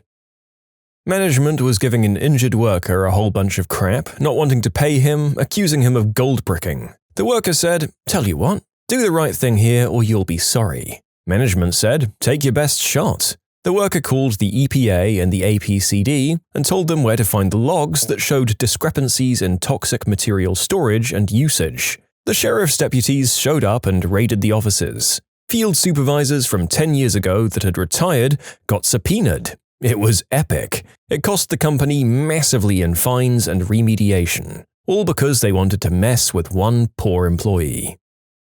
Not my story, but my mother's. I watched on the sidelines as a teenager. My mother's job was basically a professional fundraiser. I don't really know what else to call it. People came to her to help raise money for non-profits or other foundations that needed it. This was a long time ago, before social workers were more of a mandatory thing at high schools. My high school was very poor and didn't have one. So my mother took it upon herself to set up a fundraiser to pay the salary of a social worker so my high school could have one. After raising all the money, she went to talk to the principal, who flat out refused to take any of it and said the position just wasn't necessary. My mother was pretty upset and just decided that she'd donate the money to supplies or something like that. I honestly have no idea what she did with it, but it did go to some sort of charity. After a few months, at a Christmas party, the superintendent of all the public schools in the area was at the same party, and he struck up a conversation with my mother. After some small talk, my mother said it was such a shame that the principal didn't take the money for the social worker position. The superintendent was dumbstruck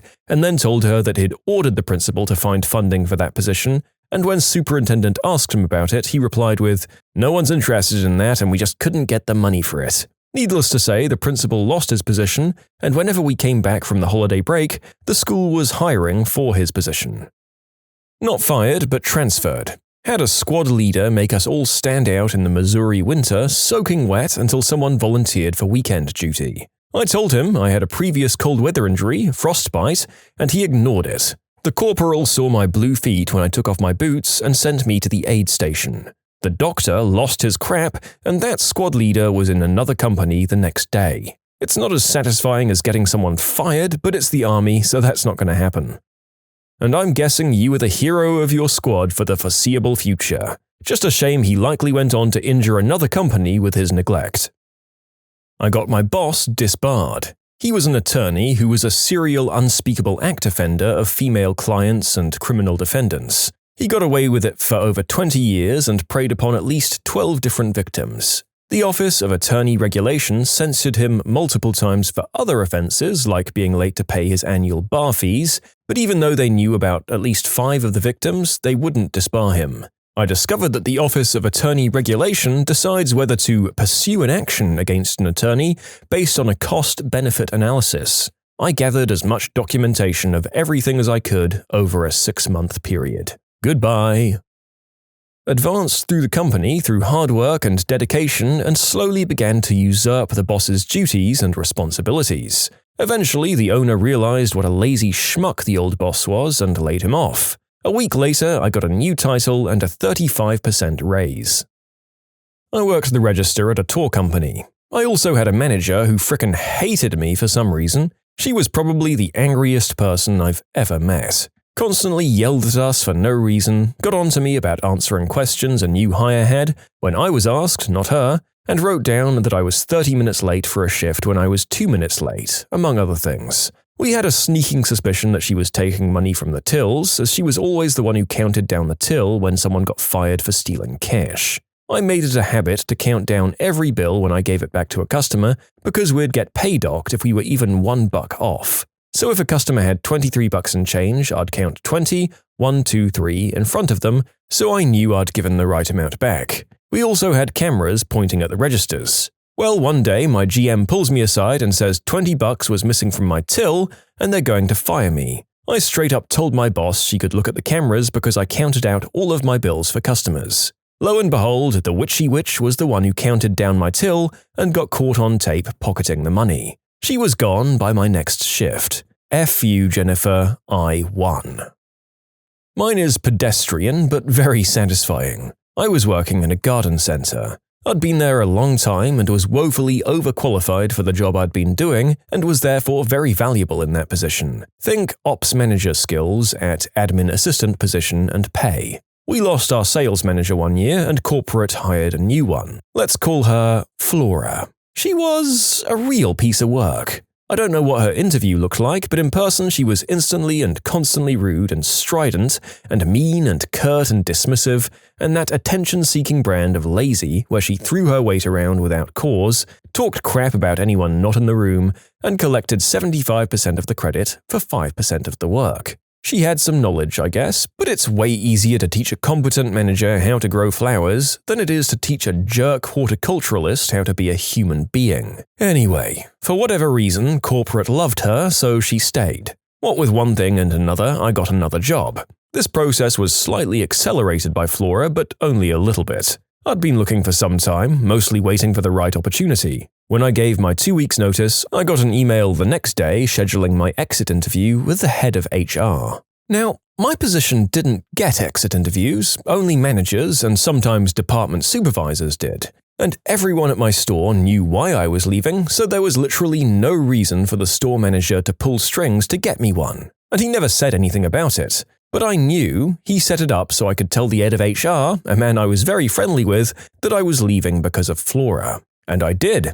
I just laid into her. I said that Flora was the only reason I was leaving after almost 10 years with the company, during which time I wrote the company's health and safety program, trained almost every person who did my job at other stores, made spreadsheets that got used company-wide, as well as setting audit records that still stand to this day, and all for a few pennies over minimum wage. I said I was going because she was the worst and I couldn't take it anymore. I found out later that she was let go. I was thanked by most of my old workmates. My manager never said a word about it to me, then or since. He was a real OG.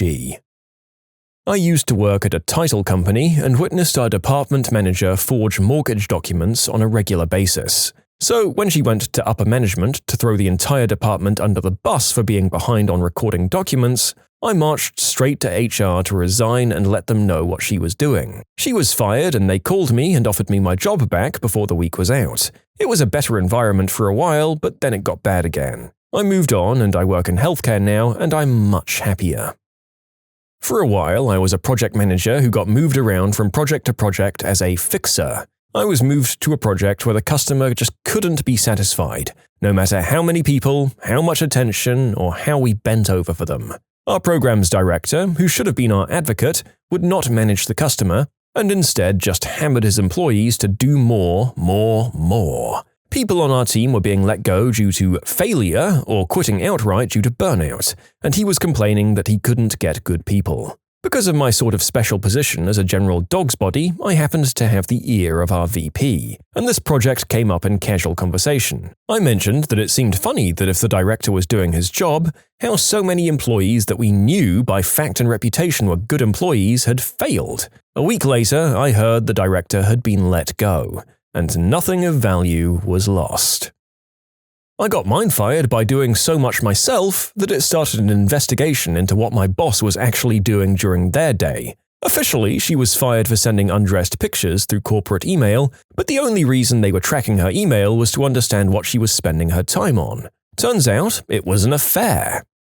I can just imagine her boss and the IT guy going through those emails together. Okay, let's see, what's in this attachment? How much time theft are we looking at here? Oh my god, close it!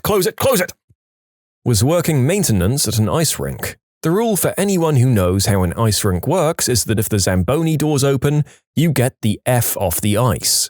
Some idiot decided to ignore the fact that they were open and that I was standing in the doorway and decided to rip off one last slap shot. The puck bounced off the glass and hit me in the head. I was okay, but I reported it to my boss, because we have to fill out an incident report for things like that. The boss asked, "Are you okay?" and I said, "I feel okay," and then he responded with, "Well, we don't really have to report it then, do we?" I reminded him of the protocol, but it was clear he didn't want to do it. Since he wouldn't do it, I sent a descriptive email of the incident up to the administration, because I felt there should be some sort of documentation or paper trail in case, God forbid, I ended up having a brain hemorrhage or something a few days later. My boss was fired by my next shift. You can submit your own stories to be featured here on the channel. The story submission link is in the description below. And if you want to listen to some vibey music in the background, check out easymode, also linked below, and subscribe.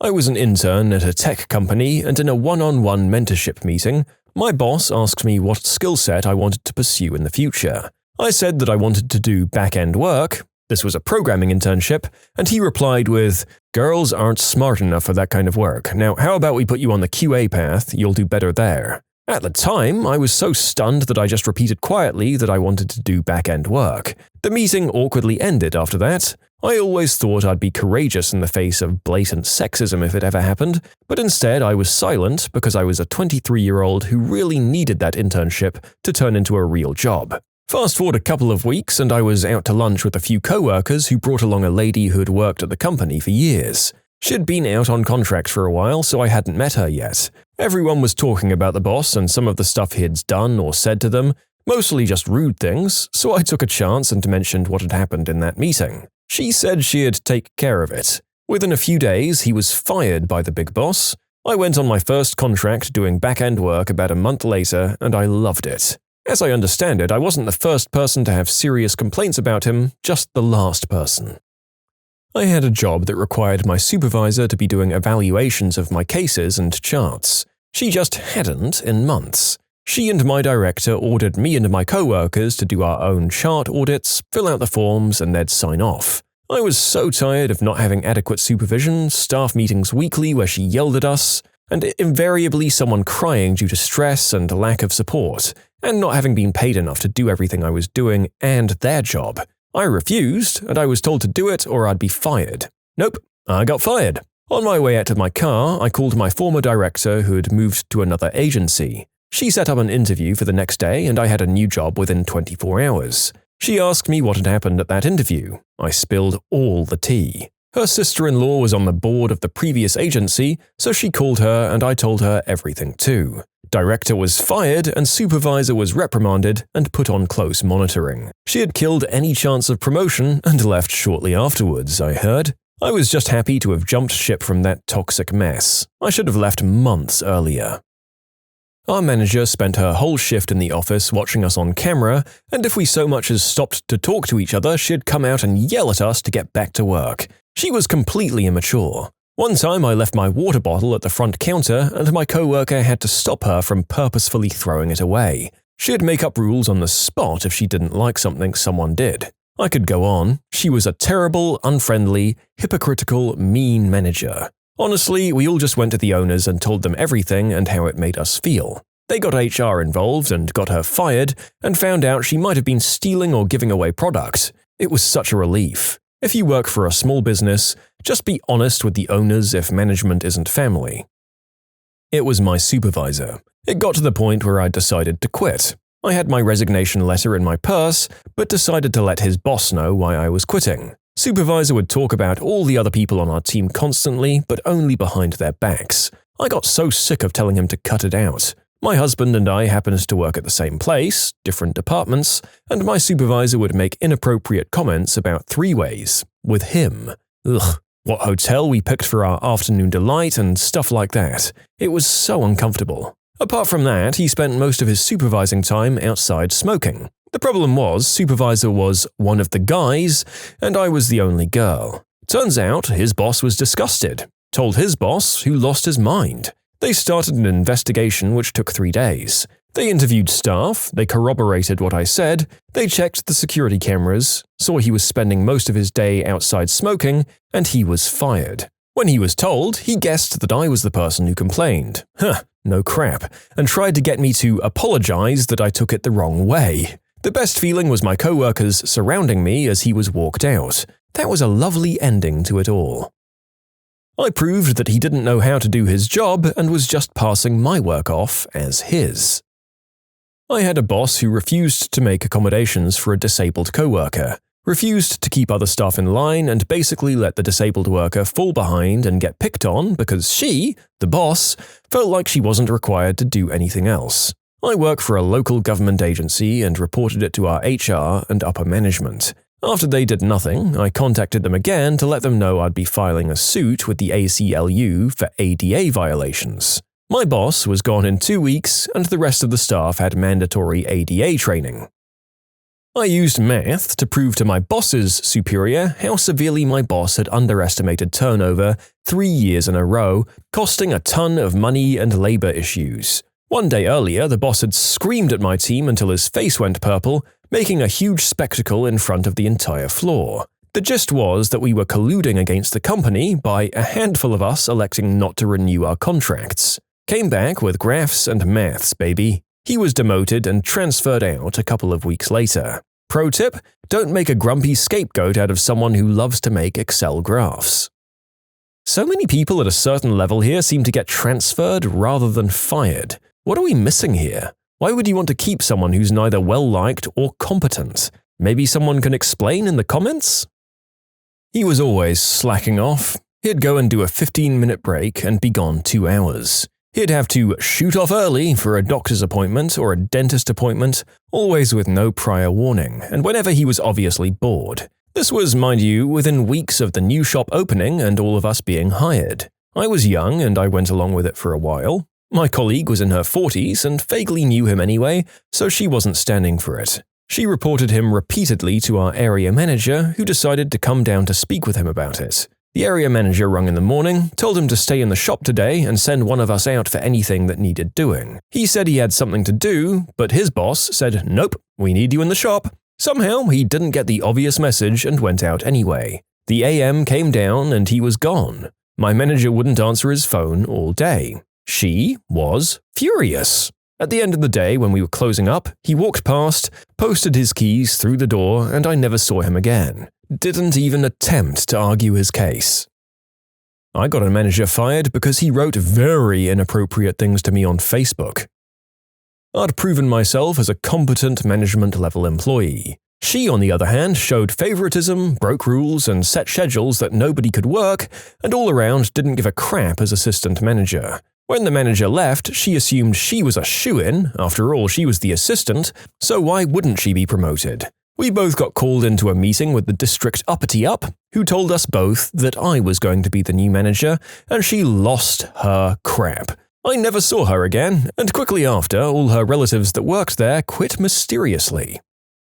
She was hired as the new director. Didn't know much of anything about what she claimed she did. The straw that broke the camel's back was when she stated her boss would sign anything she put in front of him because he didn't know what it was. Whoops! I was the head chef of a small restaurant that I eventually owned before my life collapsed, but that's a different story. The owner, who was rarely there, suspected the general manager of stealing. On quiet nights, if she thought that she wasn't making enough on tips, the place was small enough that on slow nights it was just the two of us working, she'd go to the computer from the manager's screen and delete any tables that were paid in cash and just pocketed the money herself. I got suspicious when my food cost numbers that would just never add up to what was being sold. So I got a hold of the software company that ran our computer system, and it turns out they have a back door that even the management can't see that logs every single keystroke. Turns out she'd ripped off close to 20 grand over a 6-month period. She was asked to leave after that, but for some reason the owner didn't bother to press charges. My mother worked for a starting company and her boss really needed her help because the boss wanted my father to invest. He owns a couple of companies. My mother would get a job as a second-rank CEO right under the woman she got fired. In fact, the boss kept treating her like crap, so she told my father. My father told the other investors, and all 3 of them cancelled the deal. They set up the same kind of company with my mum as the only CEO. All people who worked for that former boss left and began working at the new company. My manager at a new job, let's call him Leo, offered to give me a ride home after a Friday night shift went overly long. Instead of turning into my street, he went to a bar about a mile in the opposite direction so we could, quote, get to know each other. I had 1 drink and asked to go home. Instead, he bought me a second one. I asked to go home again and he tried to make a move on me. The details aren't important, let's just say he was pretty aggressive. I emailed the owner of the restaurant about what had happened and went to my shift the next day. The owner was outside the restaurant firing the manager, all on the word of a brand new employee he'd never met. I was so impressed, and the rest of my mostly young female staff were very grateful for the change. That restaurant was a great place to work, actually. 2 years later, I started my first day at my dream restaurant. Did some training, sat down for pre-shift with the kitchen, and who comes out to present the specials? It's Leo, of course. He sees me and freezes up. After pre-shift, he tried to talk to me about working together, but I went straight to my new manager and say I have a history with a current employee that they need to know about. I tell my story, I show the emails between the owner and myself, they talk to Leo about it, and he's fired again. We worked in a really specialized food style where chefs circulate through all the restaurants. He later applied to work for me when I was the hiring manager and didn't get a call back, obviously. I'm out of the industry now, but I used to dream of getting him fired again. I want to haunt him for the rest of his professional life. In short, manager tried to take advantage of me, I reported it and got him fired. 2 years later, I changed jobs to where he worked and got him fired again. Years later, reviewed his application for work, request denied. I do not forgive or forget. F you, Leo. When you subscribe, make sure to hit the bell to turn on notifications. Put the playlist on in the background to finish listening to all the stories, or if you want some vibey music to put on in the background, check out easymode. If you like Am I the Genius, give Am I the Jerk a shot. Everything linked in the description.